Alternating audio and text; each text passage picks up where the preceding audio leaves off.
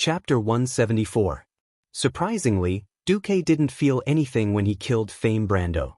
If it was when he had just transmigrated, perhaps Duque would have been shocked, or he would have found it very satisfying.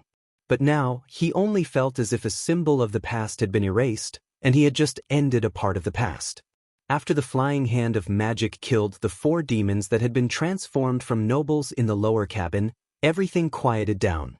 But the cold aura that lingered around Duque was obviously just the ice barrier that mages often used, but the coldness that seemed to be able to completely freeze people's souls clearly told every survivor who was in charge here. At this moment, Duque was God. A god who dominated the nearly 100 survivors on the 2 ships. Although the blood sail pirates who attacked the nobles' fleet were frightened, the nobles weren't much better. They had long known that Duque had a grudge against the Brando family, and this matter had become a topic of conversation among the nobles and servants during their leisure time. Now, if Duque was really unforgiving and said that the rest of the people had a demonic aura on them, and then he would kill them all, they wouldn't even have a place to cry. The people, trembling, quietly waited for the master of fate to speak. "Hey, Bloodsail, all of you surrender, or die." What a joke!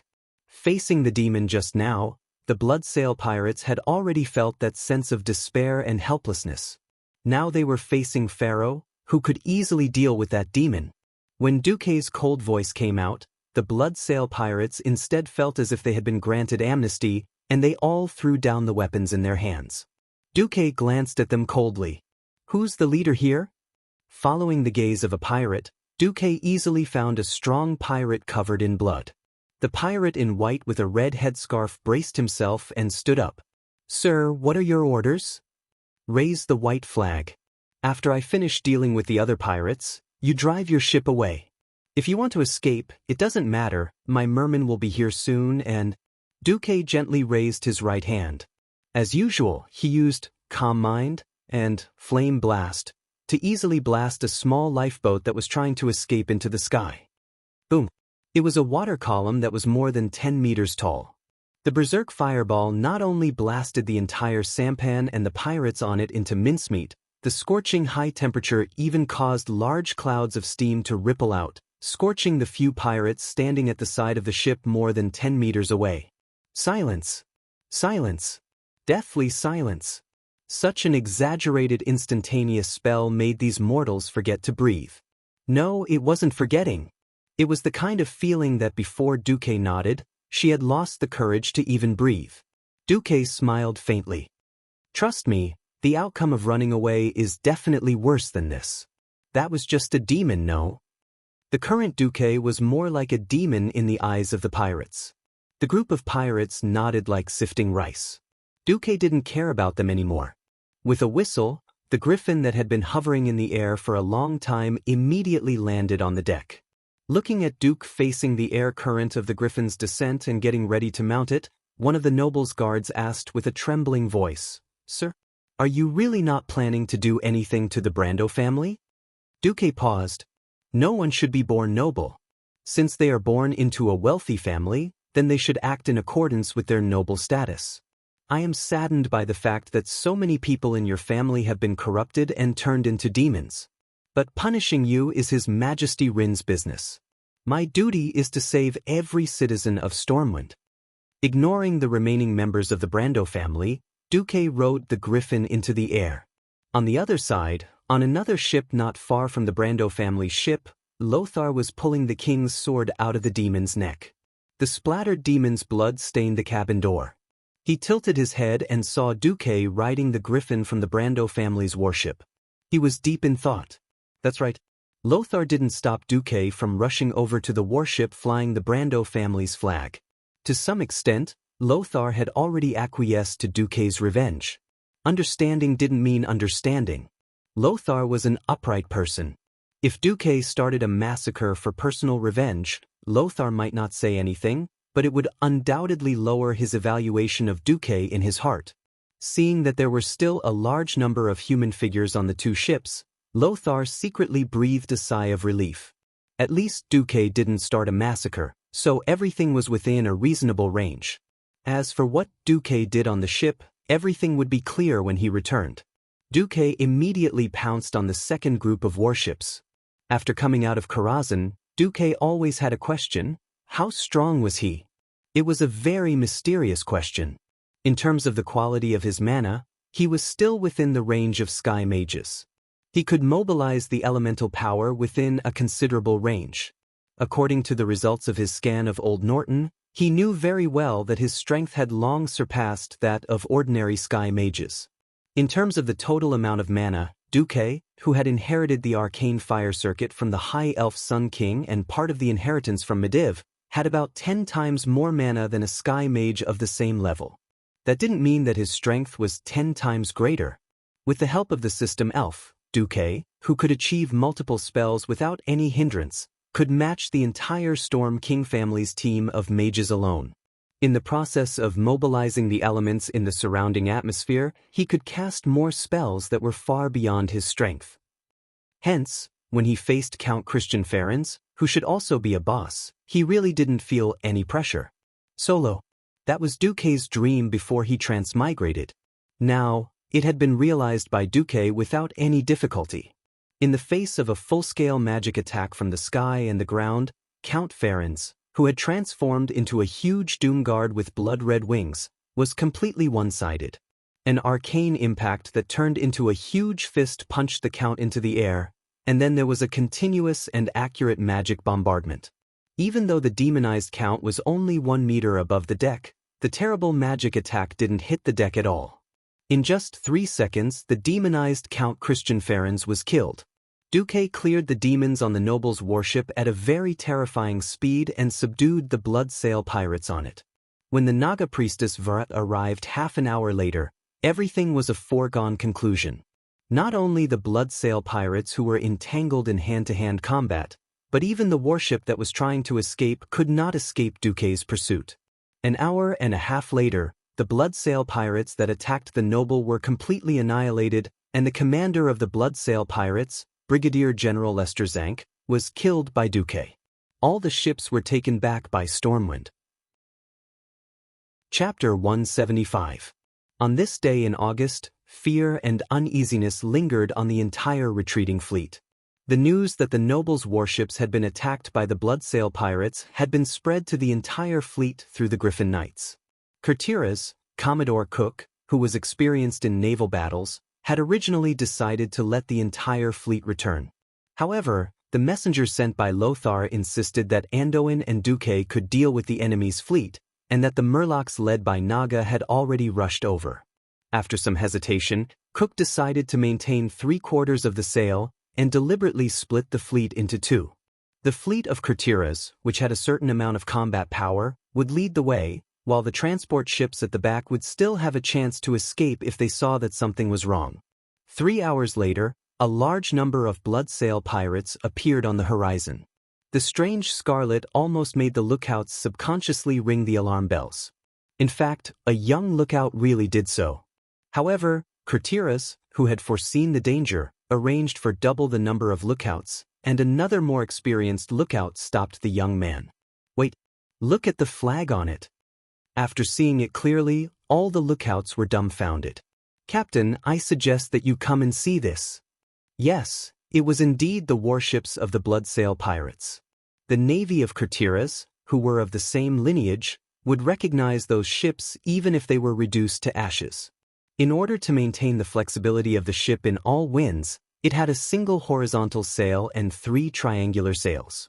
The ship's sides were specially raised for boarding battles, and a removable wooden outer deck was installed for cannonade battles. Everything was clearly telling the navy of Cultivate that this was indeed an old adversary. However, the golden lion flag of Stormwind hanging on the main mast was telling the world that this was already the property of Stormwind. The eyes of the navy of Kurtiras were burning with passion. Before becoming the Bloodsail pirates, the leader of the Bloodsail pirates, Duke Fairville, had spent a lot of money to build the best warships in the whole of Kurtiras. In terms of quality alone, it was even above the main fleet of Admiral Dalen Proudmoore. The only difference was that the total number of ships that Duke Fairville had taken away was relatively small. There were only 12 large merchant ships and 24 warships. After modification and upgrading, These 36 ships were definitely the main force of the Bloodsail pirates. Now that a total of 12 battleships had been taken away by the Stormwind, it would be strange if the people of Cultivate were not envious. If they didn't know that Stormwind Kingdom was about to fall, they would have suspected that Stormwind Kingdom was going to threaten their position as the overlord of the sea. Not only that, but the standard of the newly built small warships was also quite good. In addition to the ships that the nobles had taken away, what appeared in front of the people of Cultivate was a huge fleet composed of 70 warships of various sizes. If it weren't for the fact that they could see through the binoculars that the Naga and the Murlocs were escorting the Bloodsail pirates to do their work, the people of Cultivate might have gone mad with jealousy. Brigadier General Cook put down his binoculars and muttered to himself, "Damn it, if we didn't have a stronger green skin to deal with, I would definitely suggest the General suppress Stormwind when I get back." On Poseidon, Van Cleef leaned against the porthole and stared at the strange fleet that was sailing in the opposite direction from the south of the fleet. The distance between the two sides was so close that he could even see the despair and dejection on the faces of the nobles' private soldiers. That was definitely not the expression of joy after surviving a disaster. If he had to use a word to describe them, it would be stray dogs. Excited blood pumped out of Van Cleef's heart and ignited his entire body.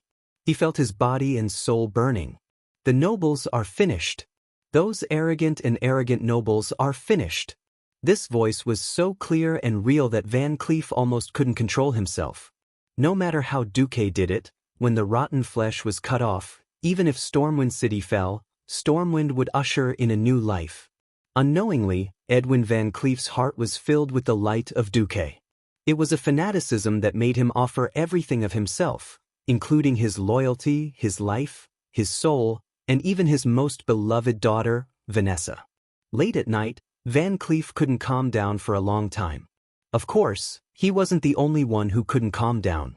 King Lang read the report 3 times, but after reading it he was still stunned for a full minute and couldn't speak. This report was too shocking. It wasn't just him, all the high-ranking nobles in Stormwind City were silent. Among the evacuated nobles, 1/10 of them were demons. When the Bloodsail pirates launched their attack, the demons who revealed their true forms caused the largest death of nobles since the founding of Stormwind. Of the 387 titled nobles, only 32 survived, and all of them were injured.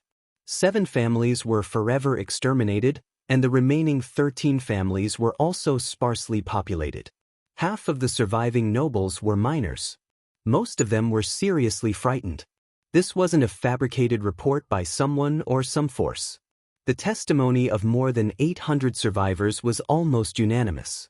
These survivors included several extremely devout priests. It wasn't just them, the testimony of the Bloodsail pirates' prisoners was similar. Lang closed his eyes in pain. Do I have to tell the people that the lords they trust as leaders, the nobles of Stormwind who inherited Thoradin the Great, 1/10 of them are demons? Lang's voice wasn't loud, but it clearly spread to every corner of the meeting hall. Everyone looked at each other in dismay. If they did that, it would be a huge blow to their morale. At this time, Count Carton, who used to be an ally of the Brando family, raised his hand and asked to speak.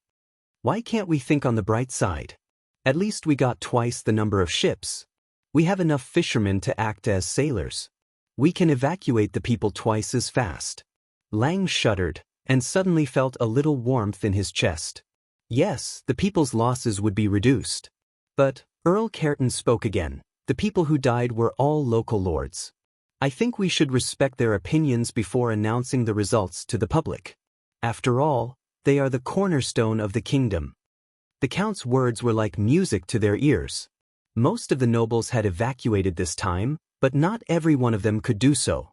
For example, the nobles with important military positions in the kingdom. How could their own children become demons and kill their own people?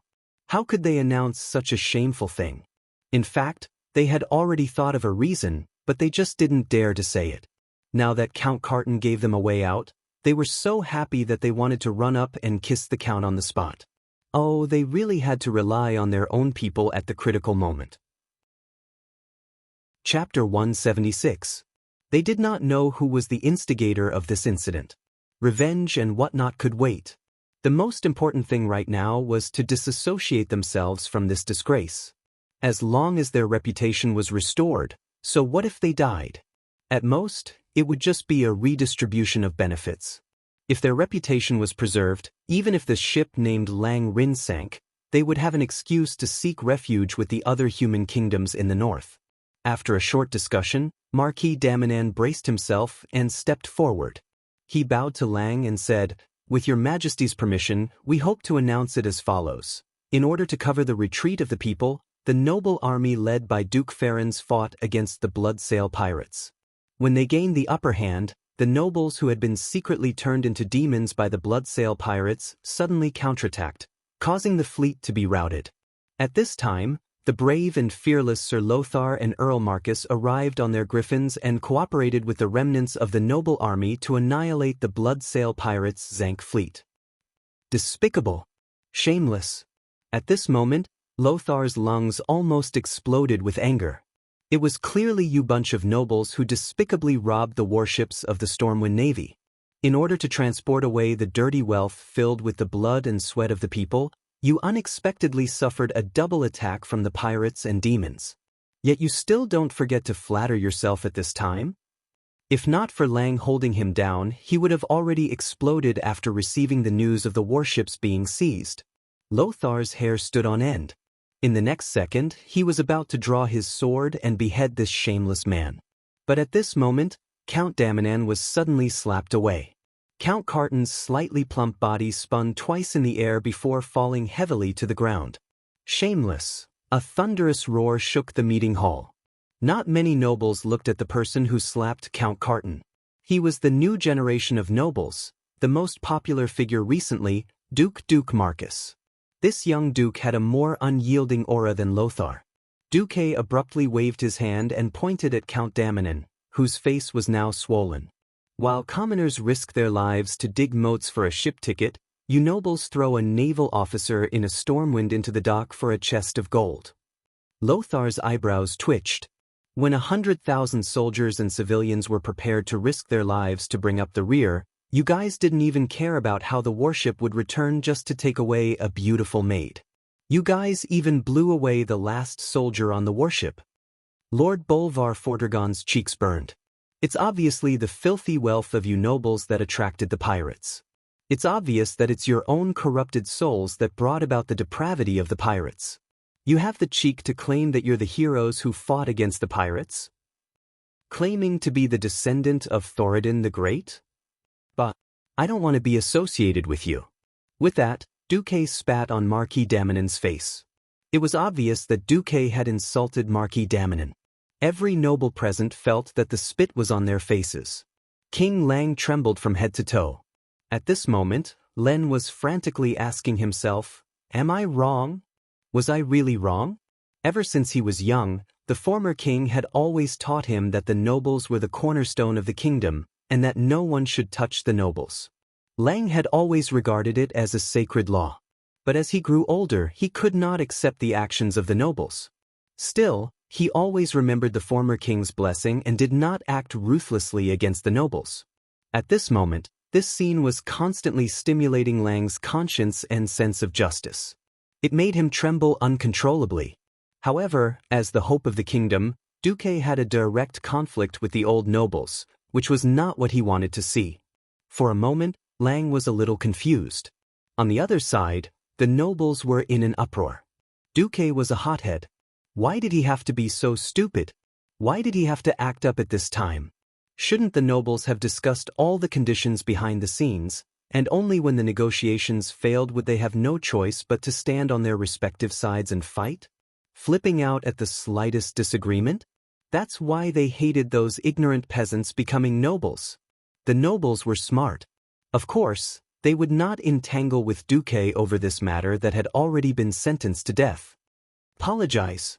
Your actions are a despicable act that tarnishes the reputation of all nobles. Yes, apologize. Immediately apologize to Marquis Daminan. Otherwise, we will not recognize your noble status. The group of nobles clamored, clinging to the fact that Duque had violated the nobility's etiquette. Duque's cold snort caused the temperature of the entire hall to drop by more than 5 degrees. Nobility's etiquette, nobility's standards. Fine, I'll do things according to the nobility's etiquette. When Duque finished speaking, the nobles breathed a sigh of relief, thinking that the hothead Duque had finally given in. Who knew that in the next second, Duque would throw a white glove at the Marquis' face? Well, for the sake of etiquette, nobles would always wear white gloves. And throwing a white glove at the other party's face meant only one thing: a duel. When the conflict between two nobles was so big that it could no longer be resolved, they could settle it with a duel with a suitable notary. Those who refused to duel would be seen as the greatest shame of the nobles, and would never be accepted by other nobles for the rest of their lives. Duel. Didn't you think that I insulted you just now? Then duel with me to wash away the shame. Duque's cold and arrogant eyes stared at Marquis. That pair of indifferent eyes made the Marquis' hair stand on end. The next moment, Duque pulled out his sword. Duque didn't have a sword of his own. It was a flame sword that he made out of fire elemental essence and copied the standard longsword of Stormwind City out of thin air. The fire elemental essence that was supposed to be extremely hot and violent was actually as tame as a puppy in Duque's hand. If it wasn't for the blazing aura that could be clearly felt from a dozen meters away, no one would think that it was a real flame.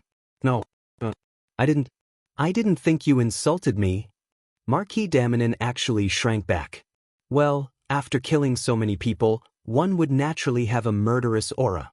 Duque made his debut, killing gnolls, murlocs, nagas, and orcs. Recently, he had even roasted thousands of orcs into charcoal. His murderous aura was definitely at the level of overflowing dominance. On top of that, he had killed Sargeras. According to the legends, he had killed 7 people in the tribal camp. Even if Duque was known to be a swordsman, which nobleman would be stupid enough to fight him? You don't dare? You have no balls. Duque spat out his poisonous tongue mercilessly. Just when everyone thought that was the end, more than 3 dozen white gloves suddenly flew through the air and landed on the oily and disgusting faces of the nobles who had been heckling just now. Chapter 177. It was a white glove that was as thin as a cicada's wing made of ice. Although it was made of ice elements, it was indeed in the shape of a white glove. What did Duque mean? Whoever is not convinced can come and fight me. Who else? The nobles were silent, not daring to make a sound. Duque roared, "That's right. I am insulting you. I look down on you. If the nobles are indifferent, selfish, greedy for life, afraid of death, disregard the law, corrupt and arrogant, then the nobles, I don't want to be an earl anymore." As soon as these words came out, the whole room was silent. Don't want to be an earl anymore? If it was during peacetime, the nobles would have immediately roared. What do you think the face of Stormwind is? But now, Duque was indispensable. Almost all the sailors and fishermen were Duque's people. Duque, who had snatched back the warship, had his reputation in the navy soar. There was also the Naga and the Murlocs, whose strength was unknown. Countless people now only remembered Sea King Duque, who had saved everyone's lives, Duque, who had risked his life to kill the orc camp and burn hundreds of thousands of orcs, and Duque, who had risked his life to kill the Devil King for the survival of mankind. But unconsciously, they had forgotten the failed King Lang, who had lost his territory. It was no exaggeration to say that Duque had become a symbol of hope in the hearts of the people, whether they wanted to admit it or not. Now, Duque was saying that he should not be an earl? With Duque's strength, with Duque's fame, with Duque's wealth, which human country would he not be a guest of honor? Without Duque, the entire line of defense of Stormwind City might collapse in 3 days, and then hundreds of thousands of soldiers and civilians would be wiped out by the orcs. To some extent, it should be Stormwind that had fallen into poverty that could not contain a great god like Duque. Now, it was Duque who was forcing her to abdicate. Lang stood up abruptly and looked at Duque in disbelief. He had never thought that things would develop to this point. Duque had completely stood on the opposite side of the aristocratic class that he was defending. Unfortunately, he couldn't even say the word, no. Duque abruptly turned around, his eyes shining as he stared at King Lang. I'm forcing her to abdicate, but I'm not asking for more power. I'm just forcing your majesty to wake up." Proudly stepping forward, Duque puffed out his chest and sucked in his stomach. "I've never been born noble. People are only noble because of their noble behavior." Thoradin the Great, the founder of the Arather Empire, was the same. 1,000 years ago, the king who led the abandoned people to this valley and founded Stormwind was the same. Why was it noble? Why did the late king set the iron rule that no one can be conferred a title without military merit? The entire meeting hall fell into silence. Only the sound of the wind passing through the windows and sweeping through the hall could be heard. Not only the kings, dukes, and other high-ranking people, but even the royal guards at the side seemed to be lost in thought. They stroked the lion carvings on the edge of their swords, their eyes filled with a thoughtful look. Duque's voice continued. "But isn't it for today? For today, when mankind is in danger of extinction, to be able to have a true hero and leader worthy of his position, to lead the people out of their predicament and out of despair?" In the hall, the eyes of the nobles shrank and dimmed. But the eyes of Lang, Andoin, Bolvar, and the group of guards lit up. Stormwind City is destined to fall, but one day in the future, when Stormwind City is to be recovered, when this great kingdom is to be revived. Please answer me, the great and wise King Rin. At this point, Duque suddenly raised his head and looked straight at Lang with his sharp eyes. Are you counting on these so-called nobles who abandoned their people and fled with their wealth to serve you? Or are you counting on those who are truly willing to fight to the end for the future of mankind? Tell me, King Lang Rin, and everyone present who has opened their eyes. Tell me, who do you choose? Duque's voice that shook the heart was filled with a firm and sonorous feeling. Every brick, every piece of wall decoration, every inch of ceiling in the hall echoed with Duque's question. In just a moment, every truly courageous person in the hall unsheathed their sword and raised it high in the air. I choose Duke Marcus. Windsor, who had once saved the king's life, was the first to step out. This was the choice of the loyal minister of the kingdom. Duke Marcus. The upright and plain-spoken Duke for Dragon stepped out and raised his sword high. This was the choice of the important minister of the kingdom. Beside him, there were nearly 10 superior nobles who were famous for their integrity who raised their swords. The Lion of Azeroth, the king's childhood friend, and the most loyal and courageous Sir Lothar also raised his sword high and made his most important choice. Father, I choose Duque, the only heir of the kingdom, the future king, and the future legend of the generation, Varian Rin, made a choice that placed the future of the entire kingdom on the line. Reginald Windsor, Bolvar for Dragon, Anduin Lothar. Each and every one of these heroes, who were familiar to the later generations, used their actions to show their attitude. Even Prince Varian Rin, who was supposed to evacuate in the third batch of ships and was still in the council hall, raised his short sword and shouted with them. Duque. The voice was like the howling of the wind, like thunder from the ninth heaven that could penetrate one's soul, and it crashed into Lang's heart. Lang felt that he was in an incomparably silent world. There was nothing in the world, only his own heart was shouting strongly. The voice that was becoming clearer and more precise came from himself, from his ancestors, and from the heroes who had sacrificed their lives for the survival and reproduction of mankind. Countless voices converged into a unique force, pushing him to make a choice at the crossroads of fate.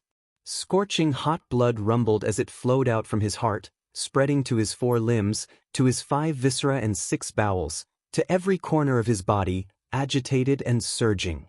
Standing at the crossroads, his eyes seemed to see the future for a moment. To the left, he seemed to see the Stormwind, who trusted the corrupt nobles, completely destroyed in the flames. To the right, he seemed to see the destroyed Stormwind City being reborn from the flames with the help of Duque, Andoin, and other loyal and capable ministers. Yes, he might not be able to see the end of this heroic epic.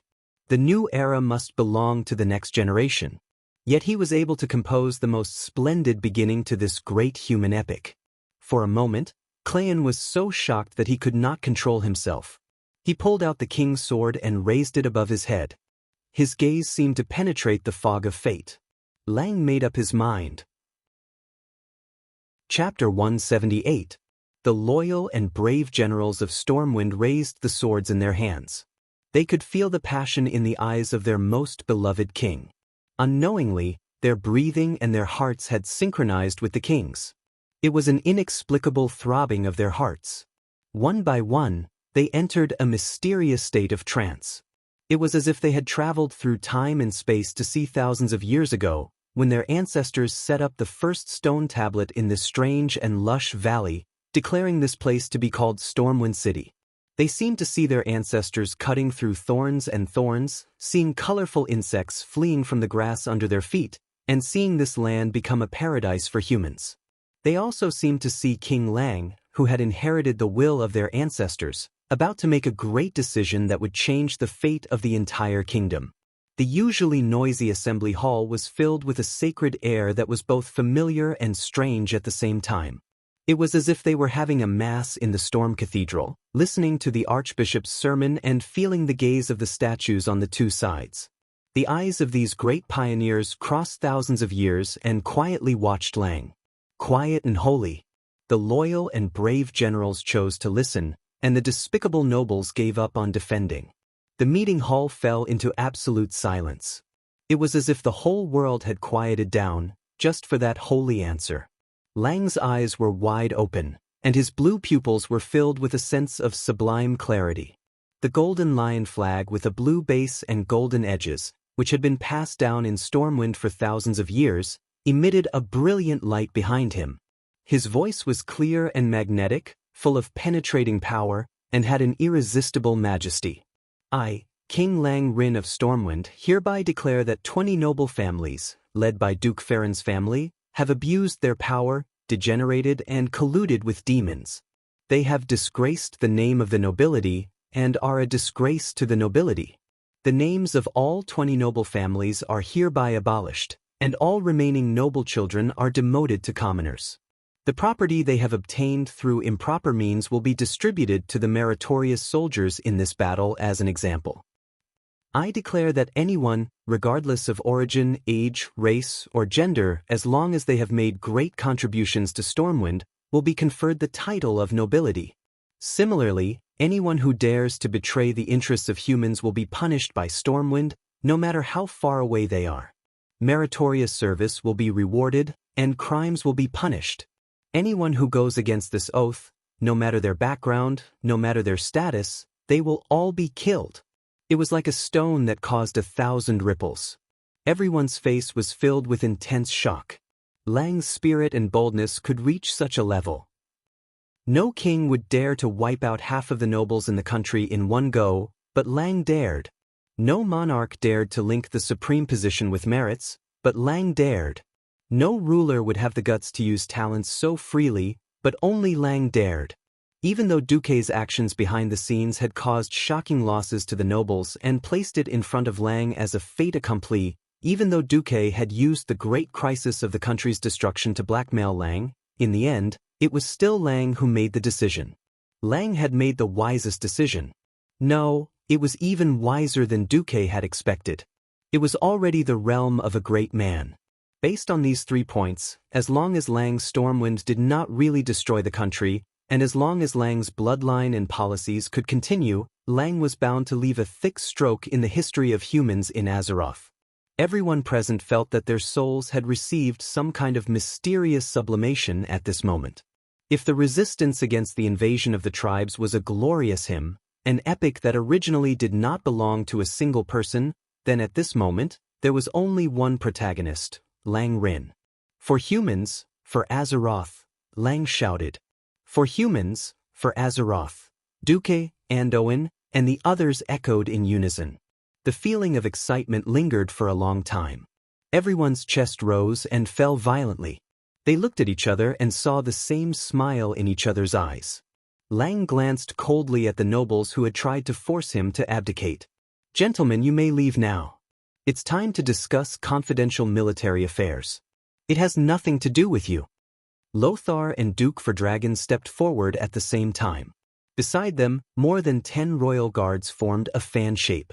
The nobles' mouths twitched, and there was an unconcealable cowardice in their eyes.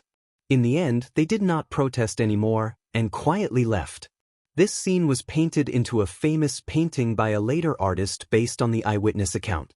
It was auctioned off for a sky-high price of 3 million gold coins. The title of the painting was The End of the Decaying Era. After the nobles left, the huge meeting hall seemed empty. Lang and the others immediately moved to a smaller, more private meeting room. Including the guards, there were no more than 20 people in the meeting room. But these people would become the core of Stormwind's power. If Stormwind could survive, Bolvar was firmly on Duque's side just now. But now he was the first to speak up. "Oh, my wise Archmage Marcus. Although I would like to thank you for helping the kingdom get more than 50 ships, I can't take it anymore. When you and Lothar went to save the situation, the kingdom lost nearly 3,000 elite soldiers. This is the total number of those who died and could no longer go to the battlefield." Everyone's expression was ugly. The kingdom could not afford to train a qualified soldier for too long. Even if the speed of transporting soldiers and civilians could be nearly doubled, the current situation was that the line of defense would likely collapse before that. Lang walked over and put one hand on Duque's shoulder. He looked calmly into Duque's eyes. "I will not regard what you just did as an attempt to force me to abdicate. Stormwind has been sick for a long time. You just gave me the determination to cut off this rotten flesh. But the kingdom's new life still depends on the efforts of the younger generation. I think that since you gave me so many perfect answers before, you won't disappoint me this time, right?" If Duque could so perfectly force the aristocrats to leave, but was unable to come up with anything useful in the following military conference, and was cheated by Stormwind, that would be a real joke. But Duque was Duque, a miraculous person who would never disappoint his supporters. Duque smiled lightly. "Of course you won't be disappointed, Your Majesty. First, please allow me to introduce you to an important guest. Please, my follower, Aitana, and the guest she has brought." Lang nodded with an indifferent smile. The door of the meeting room opened. Not long after, a freckled female wizard wearing the wizard robe of the Stormwind royal family's wizard group entered with a guest. The guest made the expressions of many of Stormwind's upper echelons stiffen, because the so-called guest turned out to be a goblin. Chapter 179. Aitana, who hadn't seen her for a long time, now looked a little more capable and experienced than Duque. Even though Aitana was a person who had seen the world, she still felt a little uneasy when she suddenly saw so many big shots of the kingdom. After a few deep breaths, she quickly adjusted her emotions. "Your Majesty, Your Excellencies, I am the follower of Earl Duke Marcus, Aitana. Please allow me to introduce you to Mr. Sherlock Belfort, a goblin engineering merchant from Stranglethorn Valley." "Greetings, Your Majesty. Greetings, Your Excellencies." Goblin Sherlock gave a very standard aristocratic salute.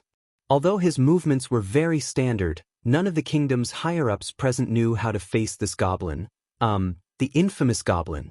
Unlike the goblins in the novels that Duque had read before he traveled to this world, the goblins were generally dirty, despicable, low IQ, and amazingly fertile. They harmed humans all year round. Although the goblins in the world of Azeroth were also humanoid creatures, they had green skin that was no different from orcs, were only slightly taller than a human's knee, had thin, matchstick-like limbs, and had a pointed head and large eyes. How to put it, some of their inferior qualities were 100% inherited, such as harming humans. But overall, the goblins in Azeroth loved money more, were good at all kinds of technological inventions, and were better at running businesses. The goblins had set up many companies, which were similar to the structure of real companies before Duque traveled to this world. However, these so-called companies were also more vampire-like, such as the notorious Venture Capital Corporation. There was a joke that reflected the reputation of the Venture Capital Corporation. "Very well, Venture Capital Corporation, please join our company. We have investments in every corner of Azeroth." Someone asked, "What's the price?" "Venture Capital Corporation, we're being hunted by the whole world." Someone was speechless. The actions of the goblins were absolutely abhorrent. Many night elf druids would kill every goblin they saw, And if they saw two, they would kill a pair. Seeing the appearance of the goblin merchant, Noxus pointed at his head at Duque without hesitation. What he meant was, "Are you crazy?" They were actually working with gnomes. Duque smiled and ignored Lothar. He slightly changed the classic sentence from Das Kapital. "Hey, Sherlock, I heard that if there is a 20% profit, the goblins will be restless. If there is a 50% profit, the goblins will dare to take risks. If there is a 100% profit, the goblins will dare to take the risk of being hanged. If there is a 300% profit, the goblins will dare to trample all the laws of the world. Is it true?" Sherlock screamed on the spot. "Slander! This was definitely slander. We goblins are of noble character. If I give you 5 million Arather gold coins to bring me the head of the tribal chief, Blackhand," Sherlock's small eyes. Perhaps it was an illusion, but they seemed to have widened 10 times in an instant. Sherlock's sharp voice instantly became incomparably sonorous and powerful, resolute and courageous. "I promised to complete the mission." At the same time, Sherlock had already rushed over recklessly and extended his right hand towards Duke, rubbing his index and middle fingers continuously. But in the next second, he felt that Duque was joking. "Your Excellency Sea King, are you playing with me?" "No, I am just proving to His Majesty the Storm King that you have supreme courage in the face of money." Be it Lang, Andoin, or Bolvar, they all looked as if they were having a hard time holding back their laughter. Sherlock still wanted to flip out. Duque's words were like a bucket of cold water poured over Sherlock's head. "Don't think that I don't know the strength of your so-called suicide squad. It might be possible for you to kill a tribe chief of 10. Great chief? If I really gave you the deposit, you would only send a group of cannon fodder to their deaths, and then run away with the highest deposit you could negotiate." Sherlock Belfort's face instantly turned pale. He lowered his head and stammered, "That we goblins are all trustworthy and pay attention to business ethics. How could we do such a thing?" As he spoke, under Duque's piercing gaze, Sherlock became more and more guilty. His pair of feet also moved towards the door unintentionally. Unexpectedly, a pair of magician's hands suddenly appeared behind Sherlock and lifted the short goblin in front of Duque. "I have no interest in the integrity of the goblins. The only thing I am interested in is the engineering craftsman in your venture capital company. What do you want? Has Aitana already told you?" His life was in the hands of this terrifying mage. Sherlock nodded his head like an aggrieved little wife. "All right, I want to add another condition. If everything explodes before it is thrown out, for every person on our side that is injured, I will take the life of one of your relatives, cut off one of your fingers, and deduct 100 boxes of money." Sherlock was indifferent to the previous conditions, but when Duque said 100 boxes of money for each damaged item, Sherlock suddenly made a sound like a pig being slaughtered. He bared his fangs and brandished his claws. "No goblin will accept such conditions. Don't even think about it." Duque sneered. "What if I increase the price by 10% and double the quantity? 30% higher." Sherlock immediately calmed down and bargained. "Nonsense, don't think I don't know what you are using.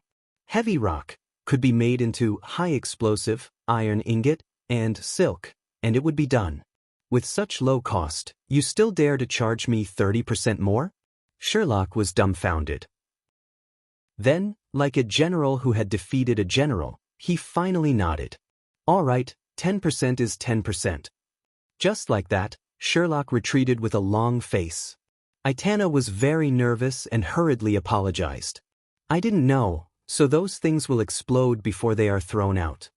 Duque rubbed his eyebrows and thought to himself, "Damn, gnome projects are unreliable, goblin projects always explode. If I didn't know this, then I would have played the game for nothing. You are not in this field. It's not your fault."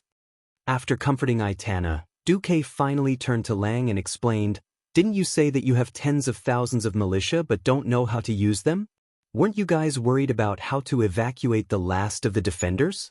I will solve all of these problems for you all at once.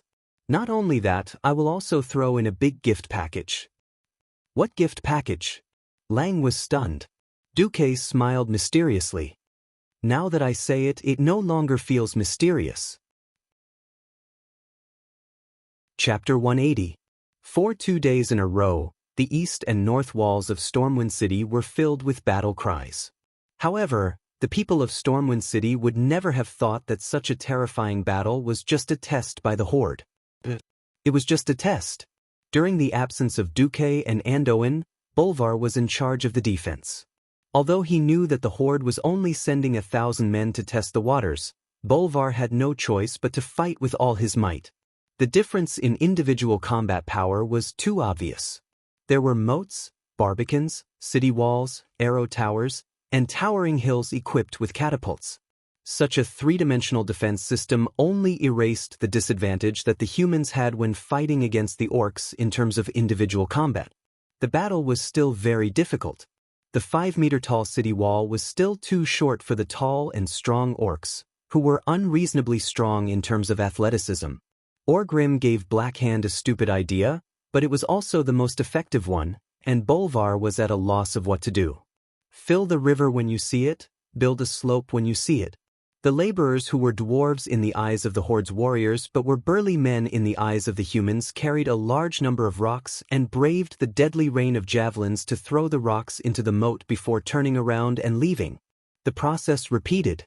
In just a day, the urgently dug moat was filled by nearly a third.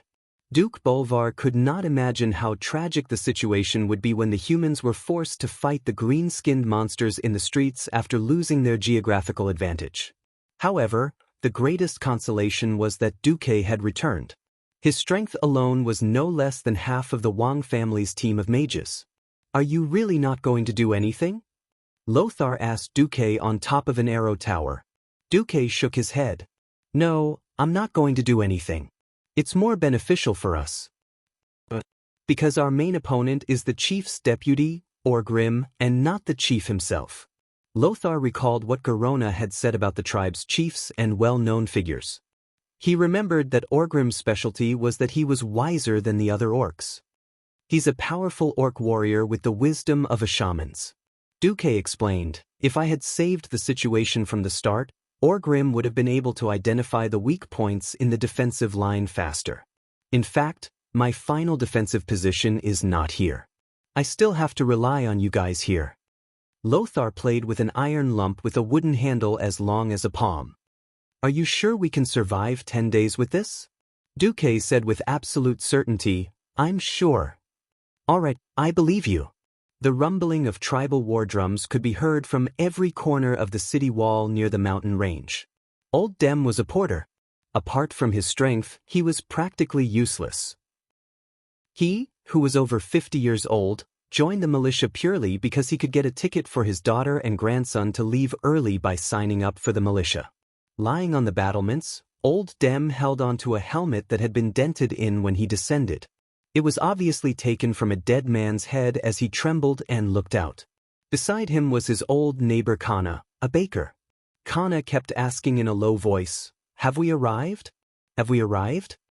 Old Dem looked at the countless green figures surging towards the moat and felt his hair stand on end. "Wait, not yet." Old Dem's heart trembled as he looked at the green giants with their terrifying faces and long fangs. At this moment, the kingdom's soldier in charge of supervising them suddenly shouted, "Militia, get ready to throw that thing. Before I give the order, no one is allowed to open the lid below." Old Dem and Kana immediately tensed up. "Calm down. Calm down. Wait for those damned greenskins to attack." Looking at the signal flag on the command tower behind the city wall, all the kingdom's soldiers shouted in unison the moment the red flag dropped. Old Dem followed the steps he had taught them and hurriedly opened the lid below the wooden handle. Instantly, the sound of fireworks being ignited could be heard from the other end of the wooden handle. Most of the people were illiterate and did not know that it was a fuse. "Throw it with all your might." The commanding officer's roar caused many people to slip up and directly throw these strange wooden sticks with metal pimples into the moat below. There were even some idiots who accidentally dropped the sticks onto the battlements. It was the soldiers in charge of supervising who were quick to react. They swung their arms around and threw the thing across the moat. A few seconds later, when the terrifying green dwarfs carried the boulders and ran to the moat, the green dwarfs suddenly stopped. Boom, boom, boom. A series of continuous explosions stunned both the humans and the orcs. This day, this moment, was worthy of commemoration.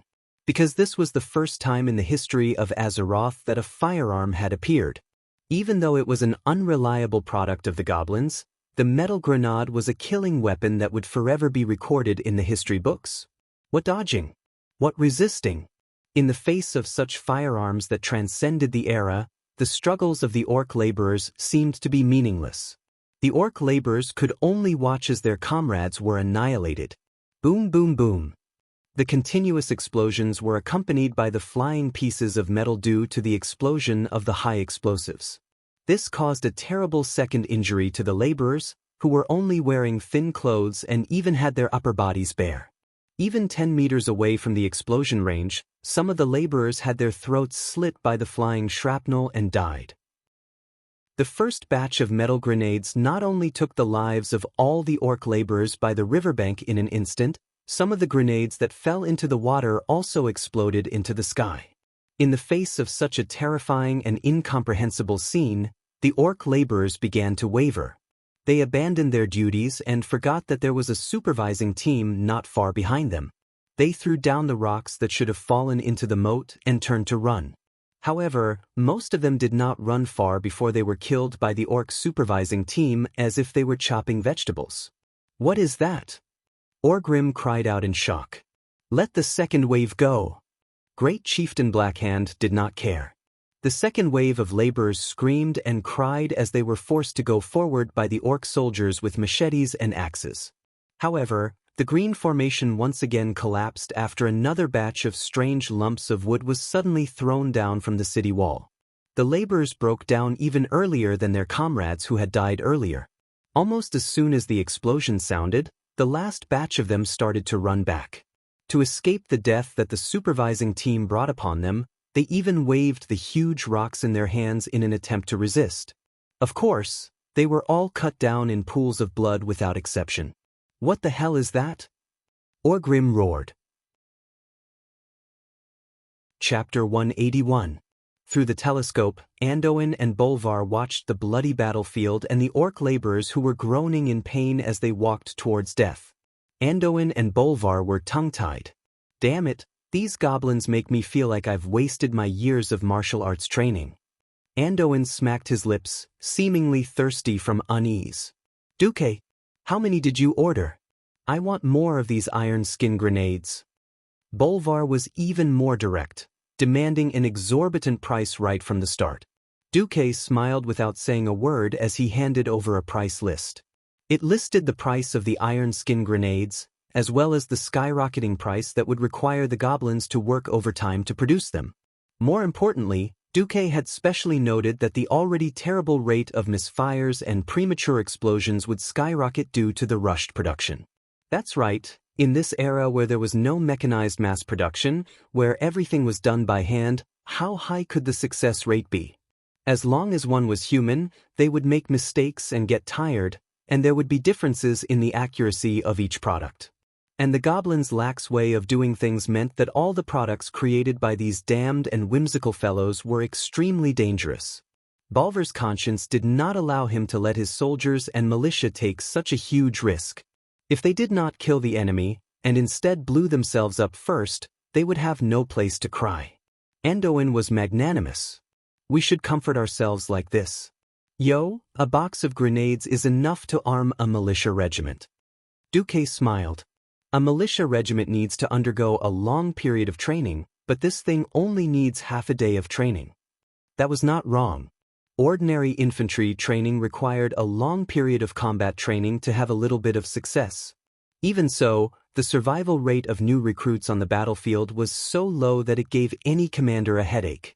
Not to mention the humans who were already at a disadvantage in terms of physique. The strength, speed, and agility of the human recruits were probably similar to the orcs' cannon fodder laborers. There was a considerable gap between them and the official orc warriors. Moreover, the opponents were not ordinary orc soldiers. After fighting for so long, any human commander with a brain would know that they were the elites of the Blackrock clan, a powerful orc clan. Although that was what he said, he still had a toothache. Bolvar sucked in a breath of cold air.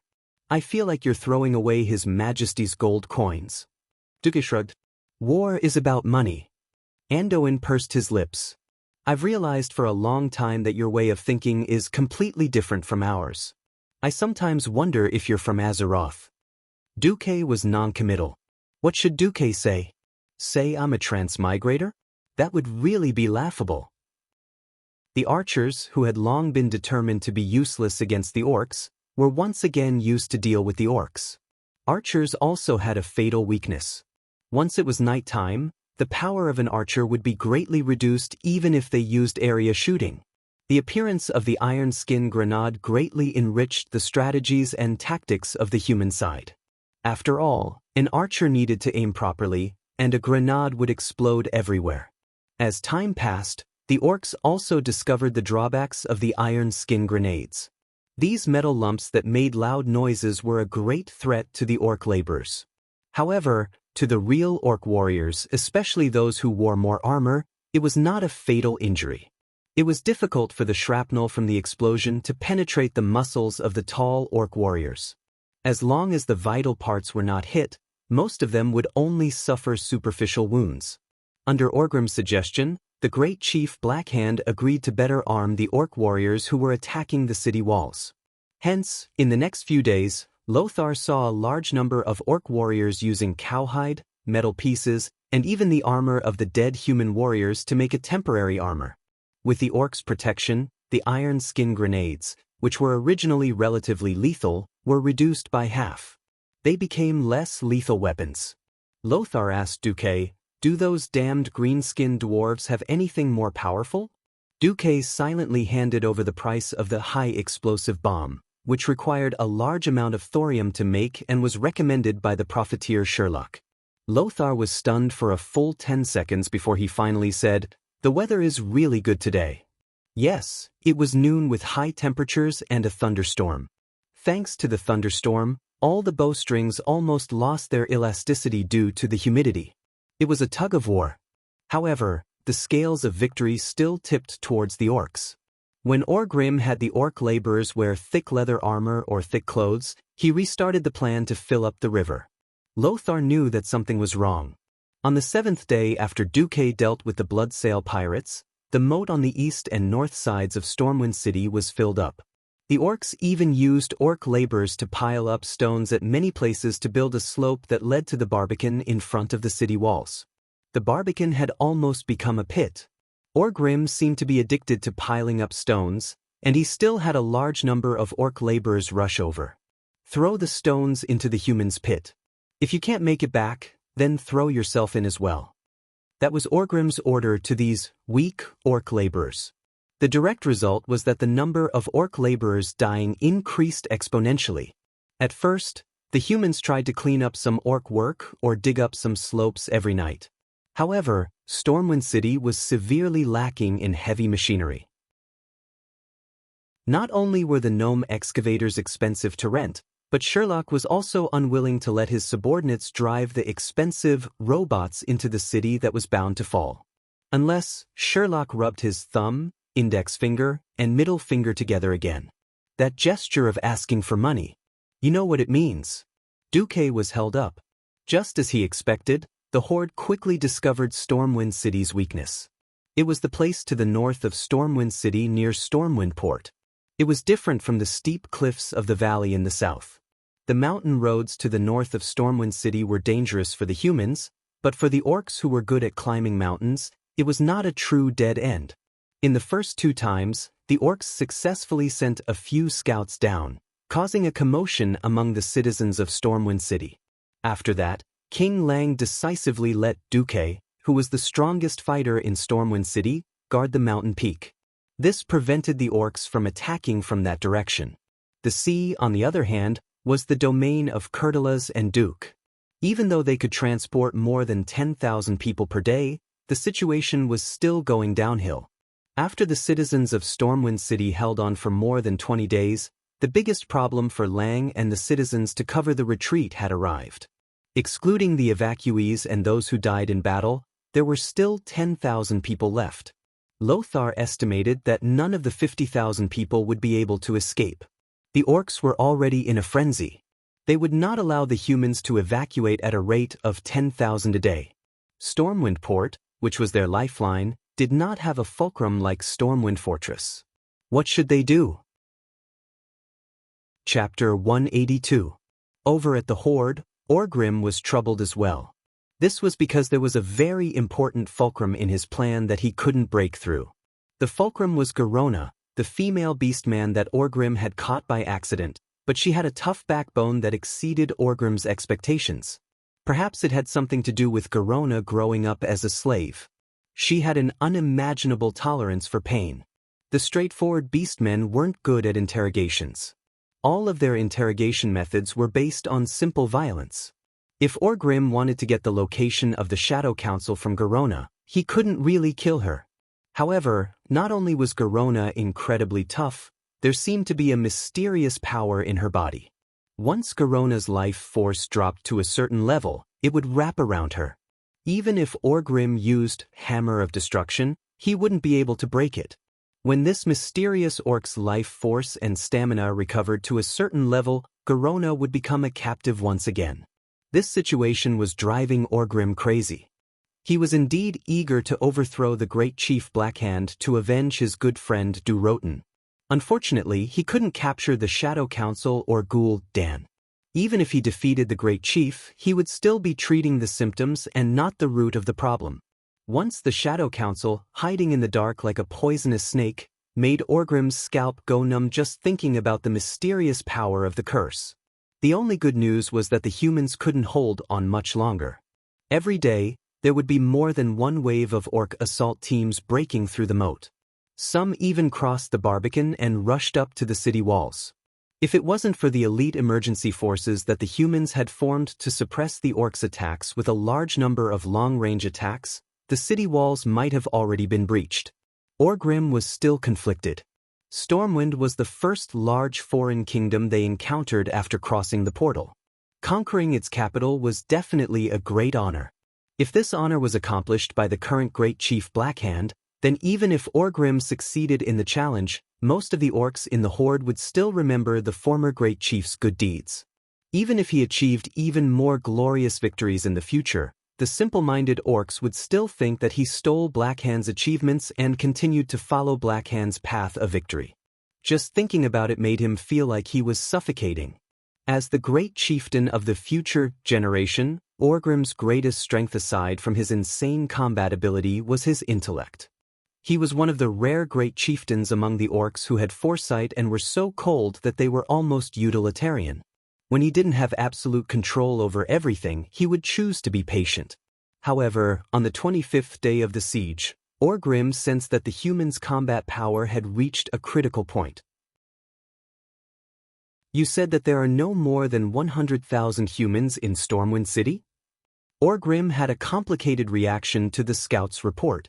Yes, when the situation is calm, humans can evacuate about 10,000 people a day. However, there have been a few days of strong winds and heavy rain recently, and the retreat of the humans has almost come to a halt, the scout leader reported. Orgrim felt his heart ache. If the humans didn't have so many tricks up their sleeves and only relied on the low city wall, the tribe would be able to breach the city in 2 or 3 days. At that time, hundreds of thousands of soldiers and civilians were captured. Not less than 100,000. The tribe wouldn't have to sacrifice more than 20,000 warriors and 70,000 orc laborers during this period of time. Thinking about this, Orgrim felt his heart ache. At the beginning, the humans didn't have any power to fight back, but now they were able to attack and defend, causing the tribe's losses to increase. Even if the simple-minded people in the tribe still thought that the humans were useless, Orgrim knew that if they let too many of them escape, the tribe would have to pay twice the price to wipe them out in the future. He couldn't wait any longer. No matter what price he had to pay, he had to destroy the enemy's rearguard here. If he couldn't truly destroy the humans' combat power, this battle-hardened army would become the tribe's biggest problem in the future. Thinking about this, Orgrim no longer hesitated. He wanted to advise the great chieftain to launch an all-out attack tonight. At the same time, in Stormwind Keep, the few people who held the fate of the Stormwind Kingdom gathered together. Duque said softly, "The Horde's all-out attack will be tonight." Lang suddenly looked up. Are you sure? I purposely let the Horde scouts pass through my defensive line to observe Stormwind Port. Duque's casual words gave people a strong feeling that everything was under Duque's control. Noxus took a deep breath. Indeed, the last 50,000 is the minimum number of troops needed to defend Stormwind City. Bolvar suddenly looked up at Duque, then at Lang. Your Majesty, I strongly suggest that you leave with the last batch of ships tonight. You are the king of Stormwind. Enough. Bolvar. King Lang suddenly stopped the loyal Bolvar. Since Duque said that he had the confidence to send us away at the last moment, what else do we have to hesitate about? I can't accept running away like a coward, abandoning my people who trusted me. If you want to ensure that Stormwind has a king, Varian has already been sent to South Shore. These words were already very harsh, almost cutting to the heart. Bolvar had almost risked his life to speak, but his words were undoubtedly a vote of no confidence in Duque, who had been so slow in coming up with the final plan. My apologies, Duque. Bolvar is just. Lang scolded Bolvar, and immediately turned to apologize to Duque. No, this is my problem. I should not have used His Majesty as a part of the plan. No, Duque, you did nothing wrong. You have already explained to me the risks that I will face. At worst, I, the King of Bereavement, will die for my country. No, it should be said that if this plan does not succeed, I would rather die for my country. I do not have the face to beg those fellows for charity like a stray dog. Lang suddenly raised his head, looking straight at Bolvar and the other most loyal subjects. Everyone could see the will to die in Lang's eyes. Wise and great, these had always been Lang's labels. But very few people had thought that Lang would rather die than submit, and would be so unyielding. Perhaps many people would think that losing to the powerful orcs was not such a shameful thing, but they neglected the feelings of a king who was determined to achieve great things, but had to give up his own capital and the 1,000-year foundation of his ancestors. Duque also sighed. In history, because Lang was assassinated, Stormwind City fell, and Lothar was forced to go into exile with the little prince Varian. Now, history had changed slightly, but the strength of the orcs had not changed. If not for Duque, perhaps Lang would still have died here. Alright, as long as you all listen to me, I can guarantee that even if Stormwind City falls, we will still be able to bite off a piece of meat from those green-skinned monsters. Chapter 183. For those who had never experienced a war, any description of a war would be feeble and hollow. Once, Duque naively thought that he could save everybody, but Lothar modified Duque's plan slightly. It was a magic image that was almost a video. There were no signs of life on the scorched land. Thick pillars of smoke that reached the sky were everywhere. The once prosperous fields had been abandoned, and the end of the horizon was full of dilapidated houses. The streets were littered with corpses. There were strong farmers, skinny old men, pregnant women with big bellies, and children less than 10 years old. Most of them had been decapitated, and their blood had already begun to dry up and turn black, proving how miserable and tragic the scene was at that time. Duque seemed to have heard the screams, howls, and cries that lingered in the village at that moment. Regardless of age, gender, or ability to fight, everybody had obviously been dragged to the square in the village for a unified massacre. It was a genocide to exterminate the entire human race. A game would always be a game. No matter from which angle it was described, it was not enough to describe the unforgettable impact on the soul. Lothar walked over and patted Duque's shoulder. Your plan is great, but you're still too young. Duque's mouth was half open and half closed, as if he wanted to argue, but in the end, the words became, "At least let me go with you to see off the soldiers." Briefly stunned, Lothar stared into Duque's eyes and said only one word, "Okay." The sun had already set, and the moon was hazy in the sky, as if it were morning for Stormwind City that had stood for 1,000 years but was about to fall. A large number of troops gathered in the open space outside of Stormwind Fortress. 10,000 soldiers stood solemnly in the shadow of Stormwind Fortress in a silent, enormous square formation. On the continuous city walls between the districts of Stormwind City, torches had already been lit. The torches on every battlement on top of the city wall cast long swaying fiery red light on the square formation, emitting the clanging light of armor. It was the gathering of iron and blood. It was the reflection of hatred and fury. It was a volcano of fury that was about to erupt. The daring team had been assembled and silently waited for the order to attack. If one looked closely, they would notice that most of the members of the suicide squad were injured. Or light, or heavy. Some of the more serious ones even had their arms broken. Some of the more serious ones even had their intestines sticking out of their bodies, and they were merely holding them in their hands. The continuous battles had drained the spiritual power of all the priests in the city. They had used up all their medical supplies 10 days ago. If these people were left alone with the backward medical standards of this era, most of them would die. But even if he died, he had to die with value. Suddenly, a clear command sounded. His Majesty Rin has arrived. Salute. With a series of clattering sounds, 10,000 people stood at attention at the same time. Their injuries had obviously affected them. Under normal conditions, the elite soldiers under Lothar's guidance would definitely be in sync and orderly, as if they were a single person. Duque, who was following behind Lang, Andoin, and Bolvar, suddenly felt a lump in his throat. Lang, in his golden armor, stood at the entrance of Storm's stronghold. His facial muscles twitched. Anduin Lothar stood beside the king. His loud voice, which was like the roar of a lion, spread throughout the entire army. Warriors of the kingdom. His Majesty Rin has come personally to send you off, warriors. Silence. Nearly 10,000 people once again stood at attention and put their feet together. Walking down the slope, Lang, Duque, and the others slowly walked past the front of the formation. What kind of faces were they? There was no vigor, no vitality. Every face was filled with the paleness of walking towards death. However, every pair of eyes exuded an amazing desire to fight that was as blazing as fire, mixed with a murderous aura of hatred and anger. Every pair of eyes was shining with the will to fight to the death. Every warrior knew that they were going to die. It was just that before burning their lives, they wanted to give the invaders a fatal blow in the most severe way possible. Duque felt a lump in his throat. Lang looked around at the familiar and unfamiliar faces, and could not help but be moved. He patted the shoulders of every soldier in the first row and walked over. In the end, he still managed to control himself well and walked to the high platform that had been set up beforehand. Lang raised the big bowl filled with wine high, and the soldiers followed suit and raised the big wrists filled with wine. King Lang's clear voice spread in all directions. Azeroth has been invaded, and humans are being slaughtered wantonly like pigs and dogs. But we are very lucky. Everyone, please join me and raise the long swords in your hands against these damned green-skinned creatures. Be it me or you, maybe tonight, maybe tomorrow, we will all die in this damned war.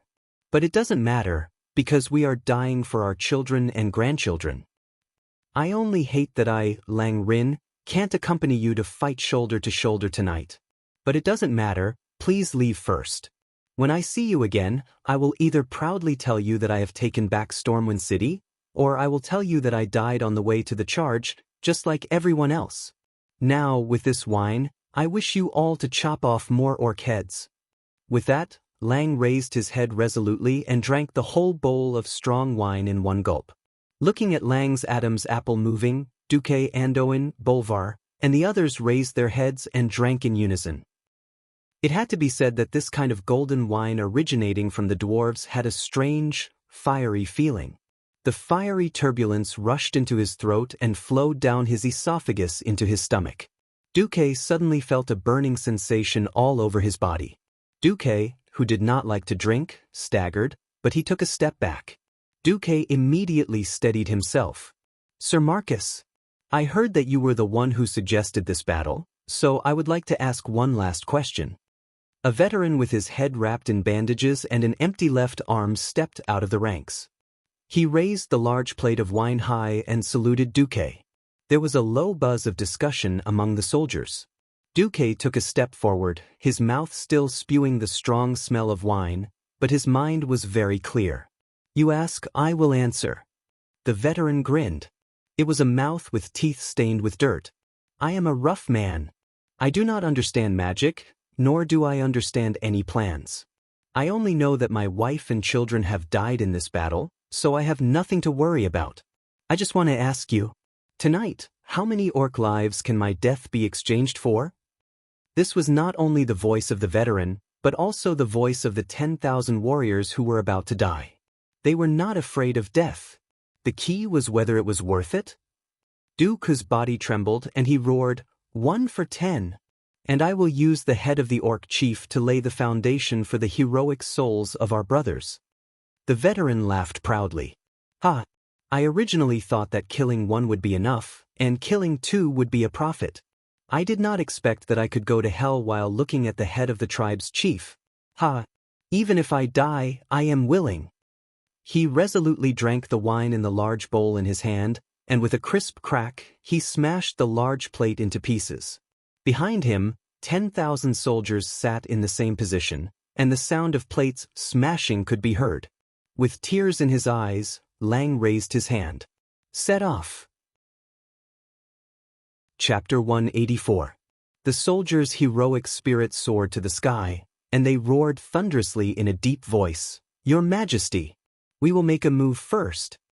But Cleon raised his sword. The cold light of the sword reflected off Cleon's handsome but no longer young face under the bright light of the fire. At this moment, Duke, who was standing beside Cleon, was affected by the tragic atmosphere. Unbeknownst to him, his tears had already begun to fall. An hour later, the Horde's war drums sounded as if they had agreed. The boorish roars of the Horde's warriors came from the east and north of the mountain range again. Dozens of goblins' special flares shot into the air and chased away the darkness. The Horde's attacking troops could be seen clearly.